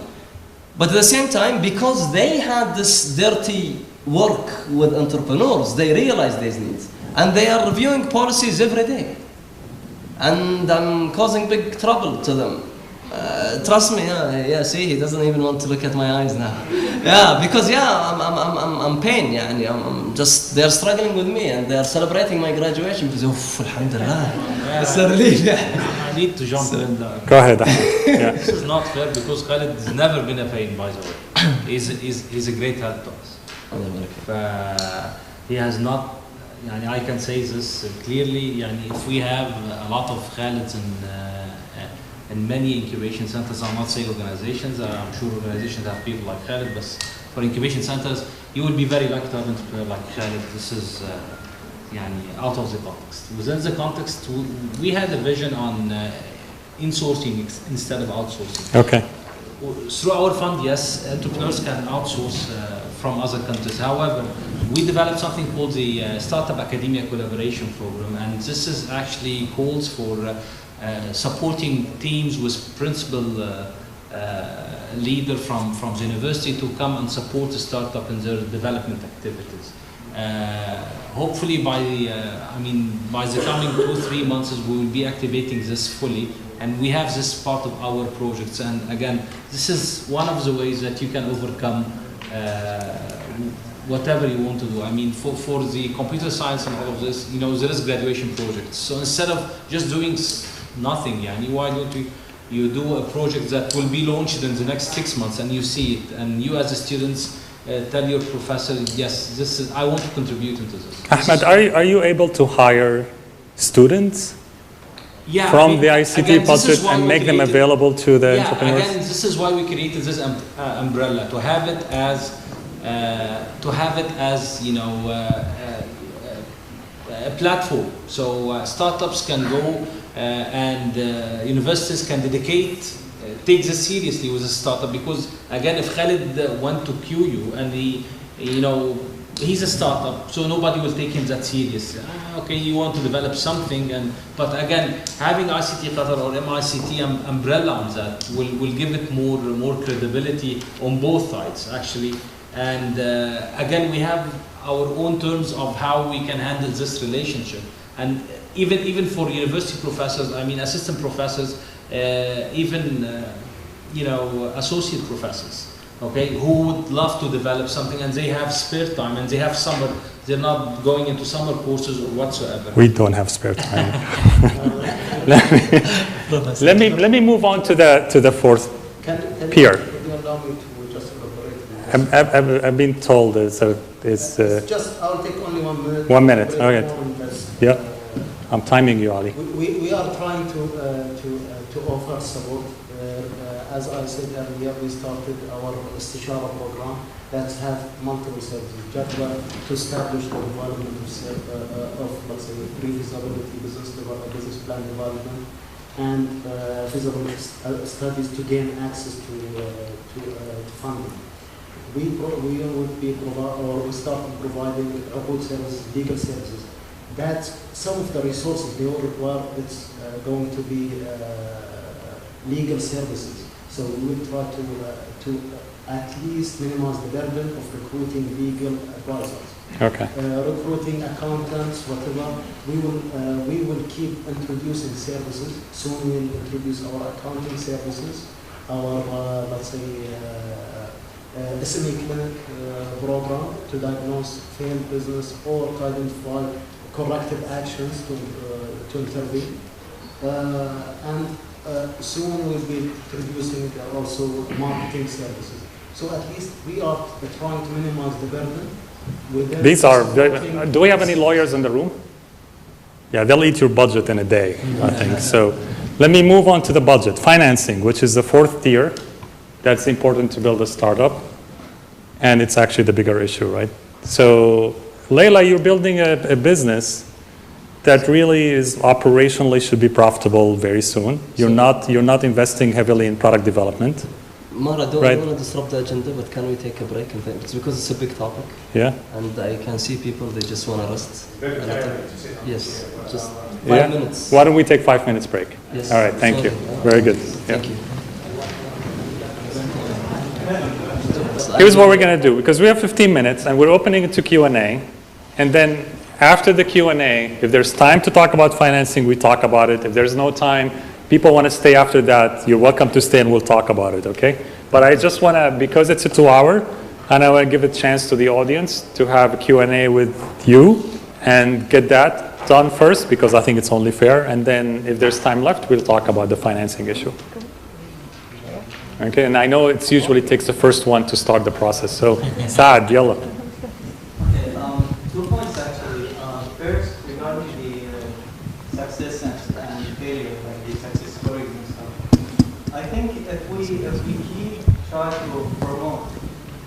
success stories only, we're just doing the same mistake as, you know, the people or the thing that we are trying to promote, or we're saying that we shouldn't do that. Because, okay, the culture has you know, is not very forgiving when it comes to failure. But then if we only promote success stories, then we're just doing the same, basically. We're just reinforcing whatever the culture kind of negative aspect. That's a good point. And there's a second. I think what we should do is promote the learning culture. Even if you fail, what did you get? What's the learning experience? What's the next thing? And help like entrepreneurship, like entrepreneurs, like to reach the next step with like mentoring. I don't know, because that brings me to the second point, which is, are we using the right channels to reach to our customers, which they are, the people who are making the policies and the procedures and the laws, and to the entrepreneurs themselves. I mean the Qataris. Are we reaching to them? Like, we can't just bring entrepreneurship as you know, a package from a different culture and expect that this would, you know, nurture in this culture. It can't. Ali and Ahmed, anyone you want to take that? Just one thing, like, okay, there are many people actually who are starting, who have started and are starting like very creative kind of initiatives, whether in business and their organizations, but you know, they are being very creative. And what we wanna, like, you know, promote is the essence of entrepreneurship, the risk-taking kind of tendency to add value, whether in a big organization or in like establishing a new business that adds value to the society. It's not surprising that the entrepreneurs are ahead of everybody else, because that happens in every country and society, right? So I will touch into your point, first point, Saad. You mentioned we need to promote success and failures. I totally agree. From success, yes, we learn that this business has succeeded, and from failures, we have lesson learned. We have a lesson learned that we can pass to others. We can learn from those failures. And the experience gained from such failure are an added value for the individual, and he will be able to pass it to others. Going back to the culture, you will not be able to change the culture within a day or a month. We need to take gradual steps to make such changes. Having a success stories and keeping promoting those success stories and keeping supporting people like Khalid till the end of the journey is the right steps to move forward. We need to, I believe it will be a failure for all of us if we see Khalid not progress till the last stage of his, to reach the end of his project. If he will not progress till he have a project, or till he define by himself that it's a failed project, and he quit moving within his entrepreneurship project. This is, let's say, I believe this is our role and his role to keep pushing and to keep taking risk and to accepting the challenges that he will face. So you have an agreement, I think, with the panel that the challenge is figuring out what to do next. And I know some of the stuff we talked about is you entrepreneurs chronicled your journey. Share it with others. You know, don't be afraid. Write a blog. There's nothing simpler than that these days. So I would encourage you to actually start it. You know, don't wait for organizations to write about it or talk about it, because I guarantee you there will be followers reading your things and simply, you know, and you're talking their language. They'll understand it, and they'll learn from it. Ahmed, let me just to try to set the floor for the case of the success and failures and everything. I mean, I have never seen a country grassrooting entrepreneurship and talking about success and failures after 1 year or 2 years. This is entrepreneurship. This is mindset. This is culture. What do you expect to achieve in 1-2 years? What Saad is doing in his company is one of its kind that nobody have done in this country before. So, are you asking him to be successful in 1-2 years? By the way, by definition, what he have reached so far in 4 or 5 months span is a success.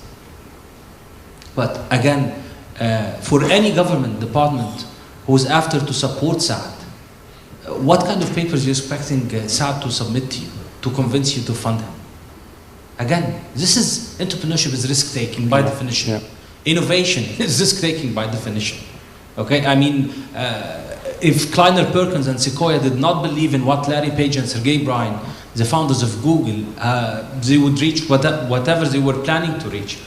And this is risk-taking. They would not have invested a single. And by the way, they didn't believe in them for a year until they saw more stuff. So what he's saying is that, chronicling your journey to others and to yourselves is helpful. So, I know we've talked about it, just, and I like the fact that we don't want to talk about them as successes or failures. We want to talk about them as a journey. Do you mind if I say something on the flip side? I wouldn't expect anything less. I mean, honestly,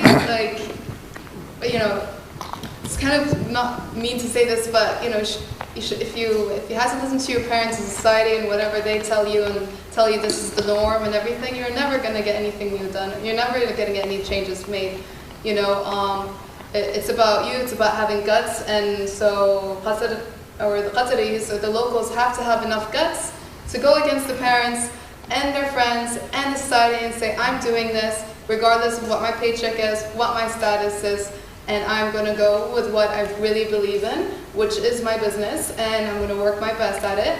If it works, it works. It doesn't, that's fine, but hey, I'm doing it. You support me or you don't support me, that's done.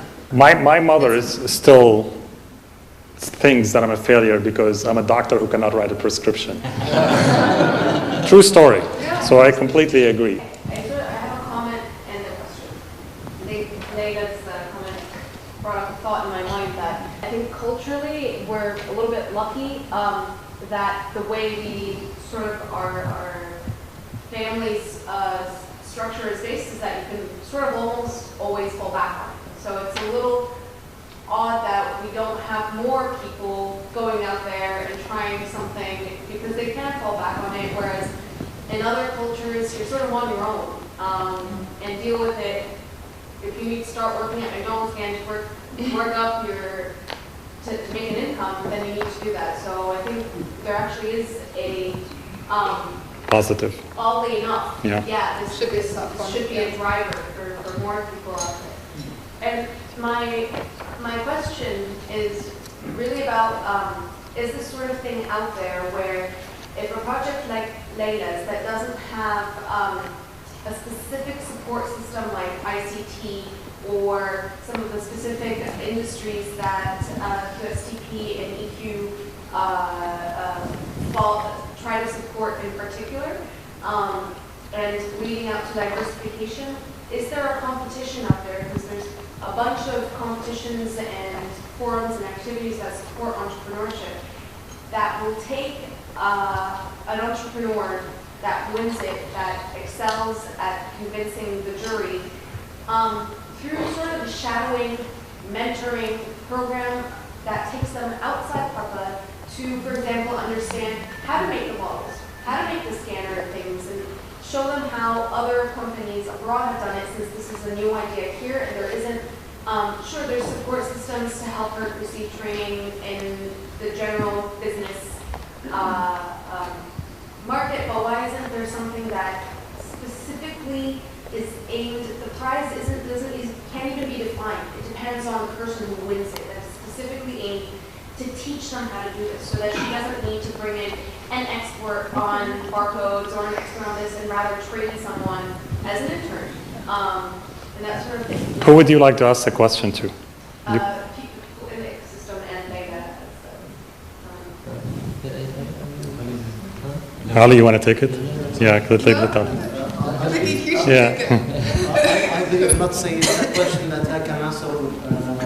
The answer will take 1 hour to have to really We have all night. This question. But I'll try to cover it because you touch into multiple aspects: mentoring, coaching, bringing the product development know-how, and also supporting other industries or other businesses or other sectors. Because we believe at EQ and all the supporting ecosystem layers that we need to focus our support into innovation and innovative business opportunity, innovative businesses that can bring value to our economy, that will help in our diversification efforts. So our focus and support is focused within those let's say projects or those businesses. He hasn't finished yet. Go ahead. You're done? Sorry.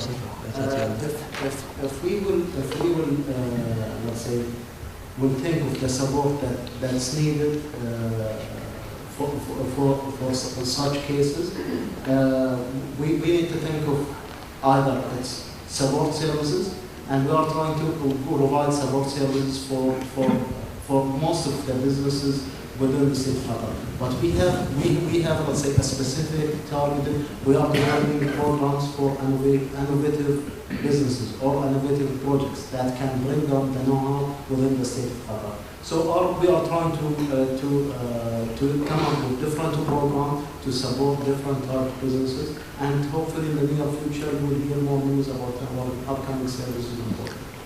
And sorry, Khalid, and I would like us to ask Ali to consider having a kitchen incubator for similar projects like the one Layla is doing, because actually I have, since I landed to Qatar, I heard a lot about the homemade cookings and all of these kind of things, and this need to be institutionalized.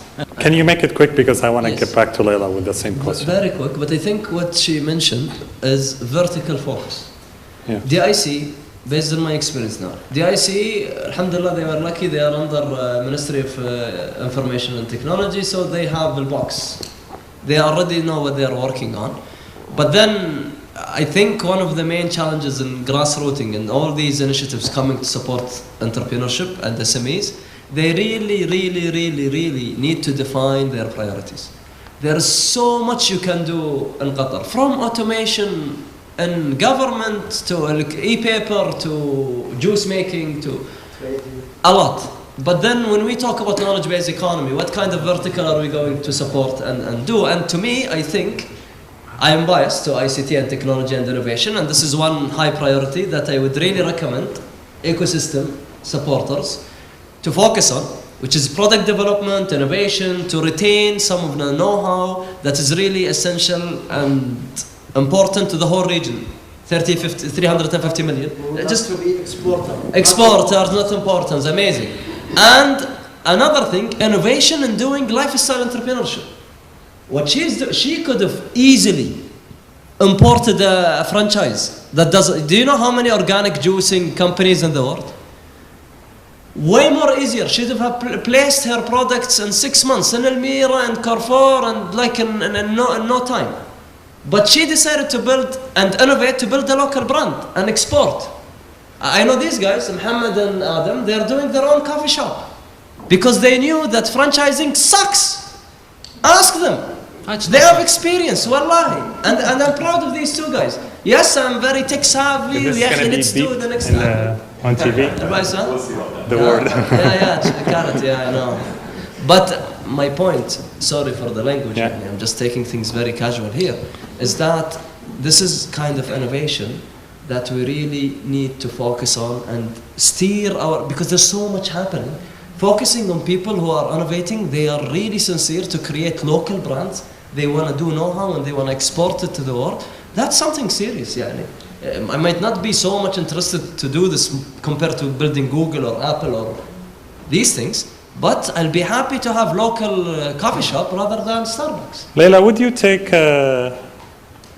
take a year off and go intern in a company that does that properly to sit and learn? If it's somebody who's sponsoring you to do that, would that be on the top 3 priorities of things you want to do? That would be fabulous, but when you say sponsor, are you also covering my expenses here? And who's going to cover my job here? So basically, right now, I'm handling the marketing, I'm handling the orders, I'm handling development, I'm handling business. Now, what I'm saying is put all of that on hold, right? I'm saying that That's all my business? you have recognized now that to be able to be successful, you need a know-how in certain areas. Yeah.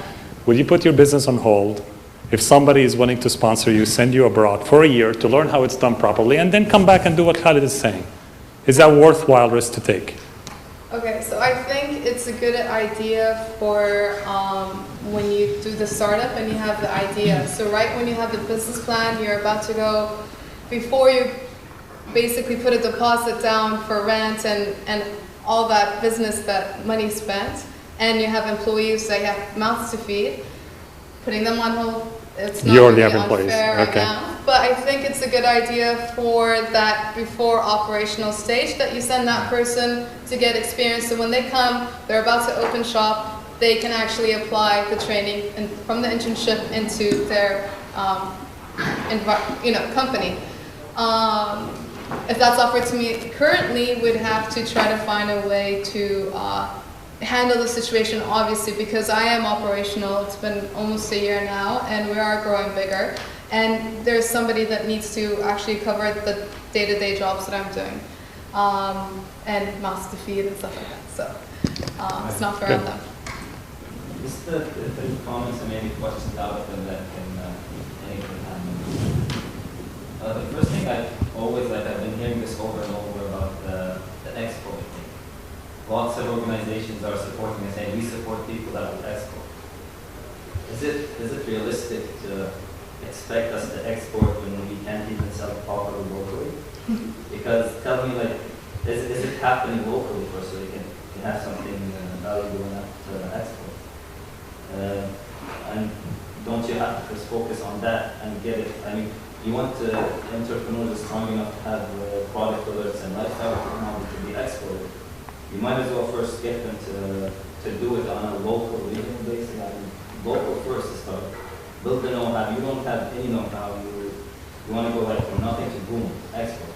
Is that realistic?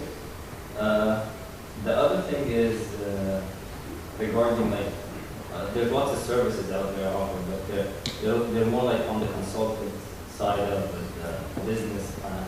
But there are simple things that. Time out. Time out. On the other side, there's simple things for entrepreneurs like they who just want to know how to borrow. Where do you get how do you finish the license? How do you do this? Yeah. There's lots of these services that you start. I mean, as an entrepreneur, whatever it is, tech or lifestyle, you have a bag of cash. And here you're the one to put it, but no bank will lend you any money without you signing checks or something. So you're burning, and that's against, I mean, if you finish out, you might get in trouble. So there is no kind of services that can help you take fast action so that, I mean, if I had somebody helping me through at the beginning, I would have probably say a loss of money that I burned just because I didn't know where to buy this. I bought it too expensive. I didn't know how to do this. I had to go pay somebody to tell me to do something that somebody else could tell me in 5 minutes. Stuff like that. So why isn't there any, or who from in the ecosystem will be doing that or thinking of grabbing something like that? I just have a question, if I can add to the question.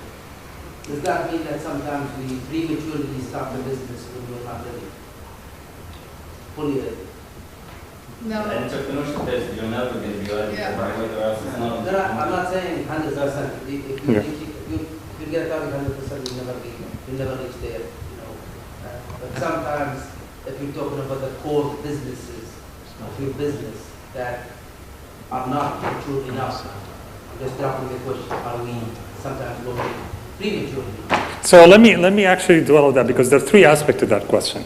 One of them is what Ali said earlier, that as a person, you need to have a pre-plan. And that's, I think, more of a lifestyle than anything else. And but Mark, it's not important to cater for the needs of the country, to import knowledge, or to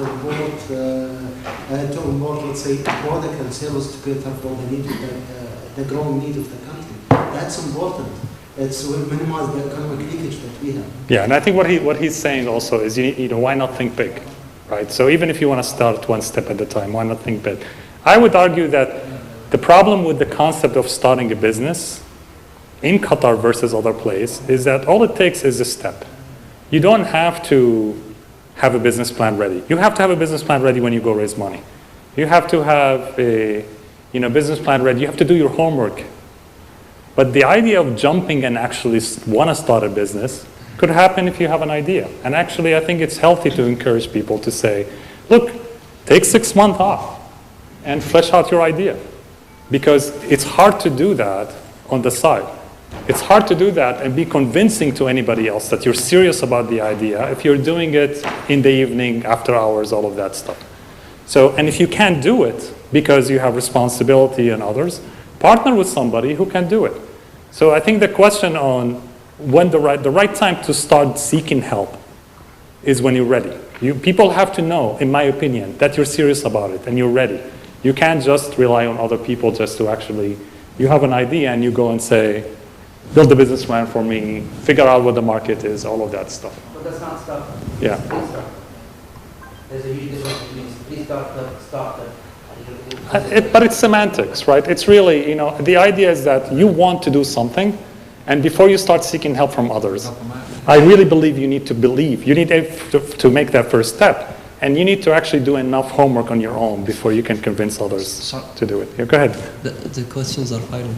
Yeah. What's that? The questions are piling. If you have a comment. Yeah. No, I'm just trying to. I just want to comment actually on if we cannot sell, how come we can export if we cannot sell here, and are we developing things premature? I mean, in a premature market. I mean, again, this is the core of innovation.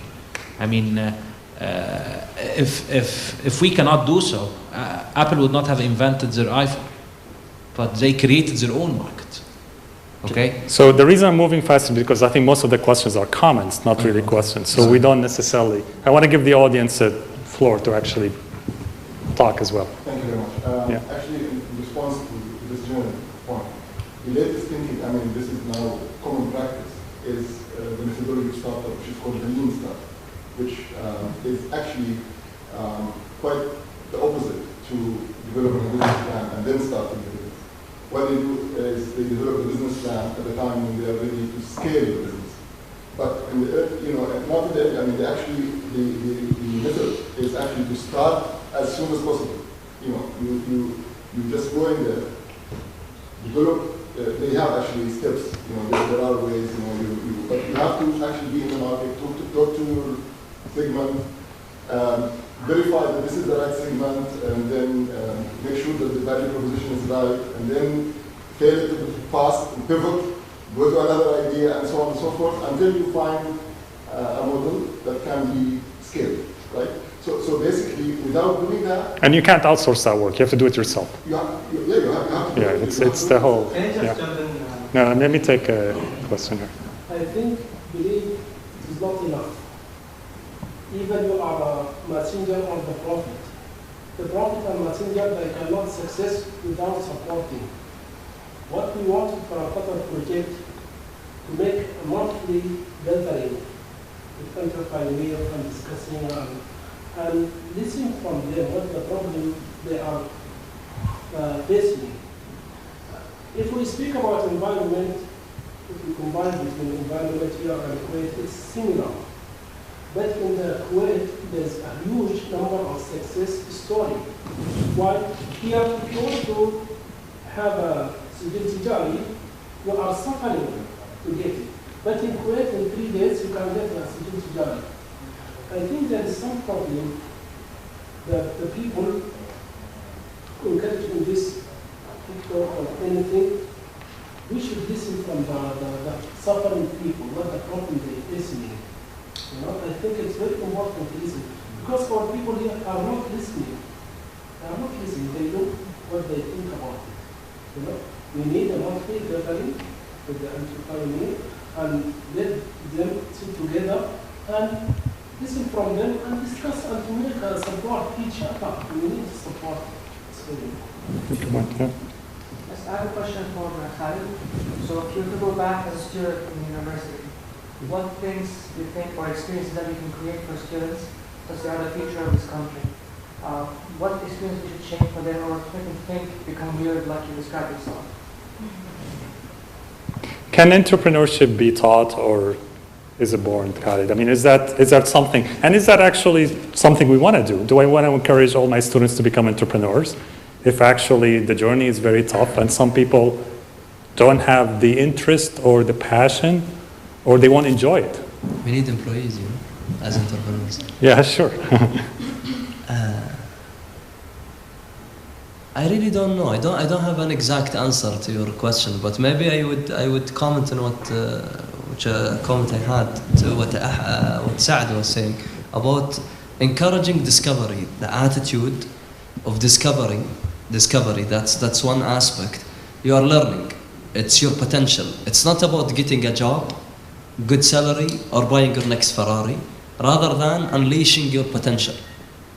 We really have these big slogans, but really when you think about them, they are way far from reality. And if we can, the education system, talk about this and really implement it and turn it into tools and practices that we can preach in school and have practice, like practice attitude instead of just slogans, that's one.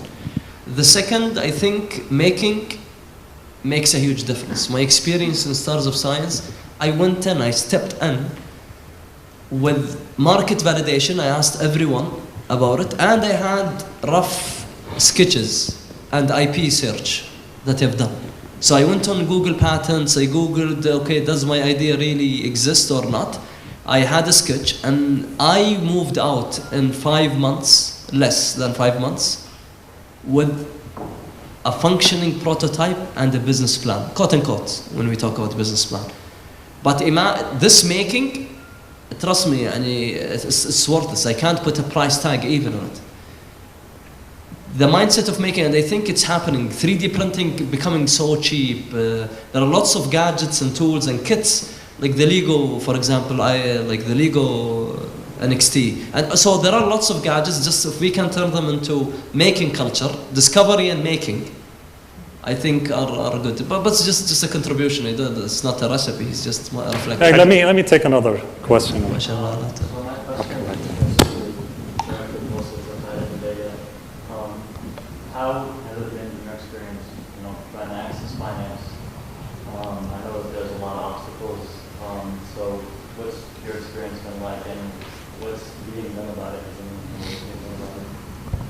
Money grows on the trees here. What's wrong with you guys? Allah subhanallah, that's the perception. People laugh at me when I leave and tell them I don't have money in Qatar. What? You're not from Qatar. Layla, do you want to take it? Sure. It's really hard to start a business without any financial support system. For example, there is no, even though I have a limited liability company, there's no such thing as bankruptcy laws here. So if anything does happen, you're kind of not protected. With QDB, those signing checks you were talking about, that's again personal assets that you're signing off. There's no barrier between your business and your personal financing. What else? So there's no such thing as a business loan. I can't go to a bank and say, hey, I have this great idea. Can you please support me, give me a business loan? You have to be like over 3 to 4 years, operational, audit. You have to have actually financial transactions in the bank, and even for you to even have financial transactions in the bank, you have to have a minimum to open a business account, like 15,000 riyals, where you'd rather do that to get your licenses and buy machines. So I think if any banks are here, you should offer free business accounts to entrepreneurs. But that's just another thing. And then what else? I have a lot of business assets. So you have like your vans, delivery trucks, I have my machines, fridges, whatever. And I can't use those as collateral to get a loan in the bank.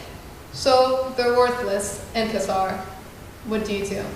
But by definition, Khalid, if you're starting something innovative, you cannot expect the typical financing routes of loans and banks because that's not their right? That's not the right way. And people have now acknowledged that, to you, what you're really seeking is a financing partner. Somebody who comes and help you build this company by putting their money in.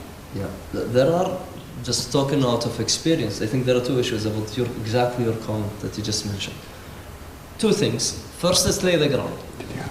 Talking about lean startup, go ahead. Definition is, sorry? Go ahead. Yeah, the definition is a startup is a human institution working on, which I like, there are lots of definitions, a human institution working on a new product or service in extreme conditions of uncertainty. Underline extreme conditions of uncertainty. And here, culturally speaking, if we look at the way economy has been developed and the way we are wired culturally, people uncomfortable with uncertainties. Even humans all over the world. It's varying, but here we are so much uncomfortable with uncertainties, especially when it comes to investments.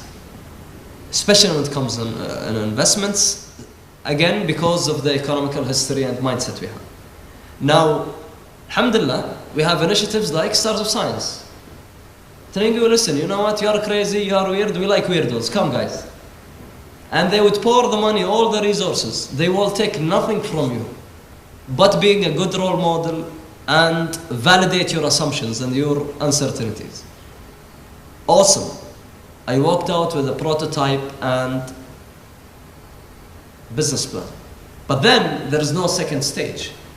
And this goes back to the original culture. So you can't just have an initiative without all the puzzle pieces in place. Otherwise, things won't move. So then it comes to the culture of staged funding. People here, as I told you, the expert, he said, 200,000 riyals minimum, you can't. Even today, with all this inflation, you need 500,000. You need $1 million riyal to start. Yes, there are cases, but then how can we look at it when it comes to uncertainties? When I'm doing something new, I can't benchmark. If I'm doing this new crazy cooking machine that nobody believes that it works, how would I benchmark it? With what? If you were Twitter at their first day, with what would they benchmark it? Nothing. They had to make something just to even let people understand what they are talking about. You need this dirty work, yes, you sweat, but then there is a stage you need to validate further. You need to inject money. You can't expect Tahi, my Stars of Science venture, to get less money than what it got in the first stage, you know? You cannot. But then again, it's a culture and it's an ecosystem, and the definition and concept of staged funding and working with conditions of uncertainty, these are two, I think, grounds and bases that we all have to understand. Even investors and bankers here don't understand VC. They don't, with all due respect, it's not undermining their skills. It's just they have been working in markets that are real estate based, they are doing stocks, doing stuff that are way far from innovation and knowledge-based economy. I don't know if these are helpful answers. I just wanted to shape it. Can I ask Silatech to try to organize a session just on financing? Because I think that's another 2-hour discussion that we can take. I just want to comment go ahead. on what Khalid just said. I wanted to give a comment. I came from Silicon Valley. I've been there as a startup entrepreneur for over 20 years. I've been through some startups. How come you didn't lose your hair like I did? I got great. I left my comfort zone of a great company to join a startup with a very high risk, and we went up and down for many years until we got sold. And that's one of the examples. I think Khalid has a lot of really things that make sense, especially the last one here, is that the culture. You seem surprised that Khalid. Venture capital it does not exist here. In the real sense of it, in the staged investment. It doesn't exist anywhere in the Arab world. Exactly. And right now I'm working with a startup in the USA who are going through the D round. They started in 2005, they're still a startup. And now they are producing technology with hundreds of thousands of orders, and still yet they're trying to raise money to the D round so that they can go IPO very soon. It takes a time to build stuff. It's not a year or two. And you have to take risks, believe me. I've been through that myself. Now, I came here to join a startup, QMIC. Khalid was part of that before he left on his own after he won the award. And that was a true experience. That was really an eye-opening experience for me in Qatar. We were the first R&D center creating technologies in Qatar. I was feeling proud. I'm not a Qatari person. I feel proud that I came from Silicon Valley to create something here similar to Silicon Valley, creating knowledge-based products in Qatar that we can feel proud of. And we did. It was very tough. From business development, I'm ahead of business development there. It took me a while to sell the idea and Dr. Adnan, CEO, go around from entity to entity, even at governmental level, even at high levels. It's very hard for them to conceptualize it. What? You want to create something? No, why? It's over there in the UK or USA. We'll go by and come back. They're not getting this idea of the vision of His Highness that convert this culture into a knowledge-based ventures and economy. It's not sinking in some people's minds, and that's what we need to change. Mr. Hamad, this is one of your success stories, right? Yes. Yeah. Yeah. I think really, my words were taken out of context earlier, twisted a little bit when I talked about taking the time before you start. Right. I mean, you don't start. Technology is different. I'm happy you have two different areas of expertise. Someone who's doing a business and someone who's doing a technology-based business, which is completely different way of dealing with them. That's why you have people like you and people like UCD, which is we do not do business incubation, we do technology-based businesses. What I mentioned about taking the time is that not because the lean startup by MIT, which I'm very familiar with, you have an ecosystem there. So we talked earlier about let's not import things from outside that works there just because it works there. It's not going to work here. And we've seen it in so many cases in so many different industries in Qatar. When I talked about take your time to start your business, not because I have an idea. I'm just going to go and open a shop that takes 16,000 riyals per month and have 5 people and then say, okay, you know what? I don't know how to do this. I'm taking it. Take your time in the pre-incubation stage. Take your time in your planning. Yes, there's a first mover, benefit. I do understand that one, but don't jump in the water and say, I don't know how to swim. Yeah. 2 more questions and then you wrap it up? Okay, so let's take one. Question or comment? No, question. I have a couple questions. Okay. Do you want to target them to I want to target you. I'm not a panelist. I would love to sit down, actually. Okay. The first thing is, I believe in Khalid. I believe in them. I believe in them because they have a character. So the first question is, what is Enterprise Qatar? What is Carnegie Mellon? What are we doing to build the character of the people? I might not believe in their ideas, but I know they will succeed because they have the character to succeed. If it's juicing this way or if it changes in a different way, she will succeed. He will succeed. If it's not even the same technology he started with, he will succeed because he has the character to succeed. How are we building the youth, the people, to have that character where we're not holding their hand? They're doing anything by any means that's necessary to succeed. And they will do it. But what are we doing to encourage that? And the other question is, where's the Qatari businessman? Where's the investors? We see money coming from Enterprise Qatar, we see it from TSTP, we see it from the government, but there are a whole lot of businessmen here in Qatar that have succeeded that need to put in the money back into these entrepreneurs. And that, I don't know how that will work, but that should be encouraged, that should be pushed. I totally agree with you for that. Government have a role to play, at the same time private sector have a role to play. Going back to the venture capital mentality, venture capital ecosystem, or having, let's say, angel investor within the state, still it's maturing. We have a role to play, and all of us have a role to play. Entrepreneurs have a role to play to have a solid cases when they knock on the doors of investors to convince them and to reach their ideas. And at the same time, we as government, we need to put again and again on, I believe, within this region, we don't have a mature environment when it comes to venture capital. and even investors do reach out to us at EQ, and they are willing to invest within, let's say, within projects or within emerging ideas or projects raised up by entrepreneurs.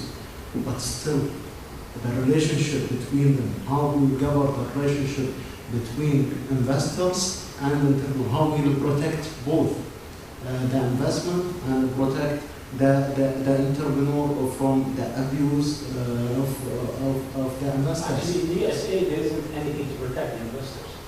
It's a big risk, but it has a big reward. But they have a mature venture capital environment. Yeah. It's institutionalized. Yeah. The tough word again. That word, institutionalized. Business dynamics is moving it. Here we don't have it. We need to build it, and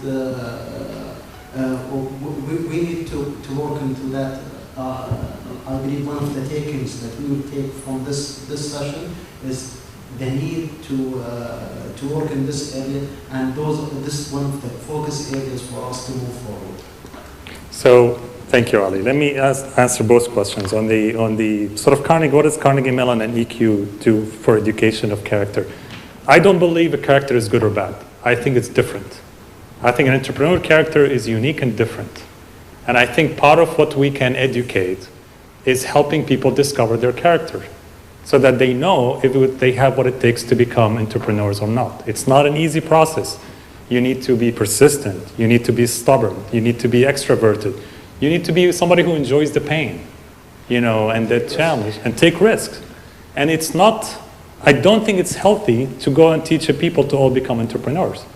I think it's healthy to teach people to discover what they want in life and whether or not entrepreneurship is good for them or not. Now, I haven't figured out exactly how you teach that.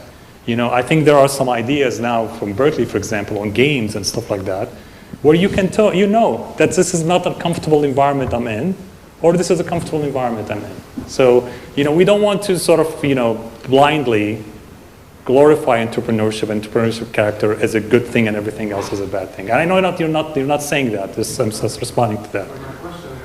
But you're absolutely right that it is, and I would say to you that the most important thing the investors would do when they think about innovation entrepreneurship is learn about the character of the person. So all these stories about, somebody met somebody in a restaurant and gave them a check on the first time, they're all wrong. They're all actually false.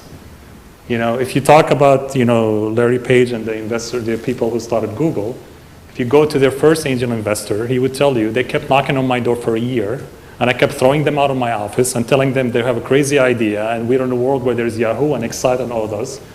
And then that persistency is what convinced him that these guys are crazy, they'll make something work, and I want them off my hair, right? So, back to the investment thing. If you want to comment on the education thing.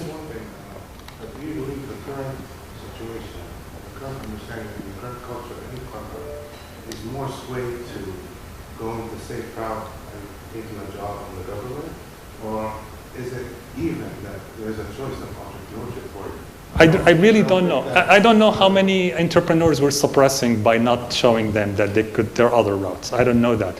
But I know on the other hand that to tell somebody entrepreneurship is great and throw them in it, and they are better off working in a full-time job and preventing employment to happen, it's a thing that is good. And, sorry? But I want to comment on the investment thing too, because I think that's an important thing and it's part of the panel that we have to talk about soon. I am an angel investor. All the money I've invested so far, I've lost it. It's a terrible thing to be as an angel investor. I keep doing it for 3 reasons. One is somebody believed in me and I want to give back because it's my duty because somebody took a chance on me to pay it back. We're crazy like that. We think this way. Secondly, I want to stay engaged in the technology sector. So I'm paying for my training and education. So when I invest in a company, the founders keep telling me about their success and stuff like that. That's the best way. So I am in a sector that I'm learning. I'm getting back value from it. And thirdly, I invest in people who I know, right? So it takes, and I tell that to Khaled sometimes. It's like the best way to actually seek angel investors. And I tell angel investors who invest, just go after your family and friends because they don't care if they lose their money because they want to support you. Okay? Having said that, what you said about the Qatari businessman, well, start a venture capital firm. The Qatari businessmen, it is insane for them to think about investing in Khalid, where there are safer, more rewarding investment out there. But if you figure out a model by which, as an entrepreneur, you can start a fund where you pool money and you can mitigate the risk by investing in 10 people like Khalid, one of them will make it, then you can guarantee returns to the investors without them having to worry about their one-to-one investment. So I think that's an opportunity. In fact, I don't think it's a challenge. Yeah. I have two comments. One, I wanted to talk about earlier because we talked earlier on the media and the role of media on the stories, regardless of the ups and downs. I take it as a success story. Every story is a success story. The others will be basically lesson learned and not failures. I will call it. I don't take them as failures, and setting up expectations is very important. I think the media is playing a big role and a negative role. Media is taking things in Qatar, I'm talking specifically about Qatar, that exploding the concept to the point where it is to everyone's mind being the individual, the community, or the decision maker that, well, Khalas, he's done. Like you say, he's done with this project. Like you mentioned earlier in the session, tomorrow we should see his project in Qatar, which is not the truth. I mean, the truth is, yes, there's a lot of work that has been done. There's a lot of work still to be done. And it could be 2 to 3 years, depending on the industry itself, before you see that project. Some projects have shorter life development time, and some projects will take 15 to 20 years if we're talking about the different product development or drug discovery, for example. That's one. I think that's why the entrepreneurs I meet, and I have a specific example actually, without mentioning the name, of an individual who was hurt actually for the media. He was so happy with the media, taking out up to, this guy has 20 patents, up to UN contacting people like, PCP, can we talk to this guy? And we will say, no, we don't know him. We know the guy, he didn't have it. So someone blew him out of context, and the guy got hurt at the end of the day. Where is that person safe now? I know my job. He just got hurt from media. So I'm not interested, honestly, in the success stories to the point saying, we're going to make the next group. I think we're using the wrong examples because everybody's talking about Facebook, Google, Twitter, Instagram. Those are examples. When you talk about them, you want the people to learn the spirit. But because of those examples, people around, in Qatar are saying, you know what, Khalid, you have a cooking pot. Simple, easy. Cooking pot, are you going to be next week? No, so not. That's the perception. So it's good to bring that outside experience, but I think we have to be very careful how we really use it. Are we going to have the next Google? Inshallah we will. But let's go step. Take it one step at a time. Dr. Nader and Fadil, should we finish? Yeah. Thank you very much for inviting us. I appreciate the opportunity. Thank you, panelists. And thank you all for coming. Appreciate it. Thank you, Ali.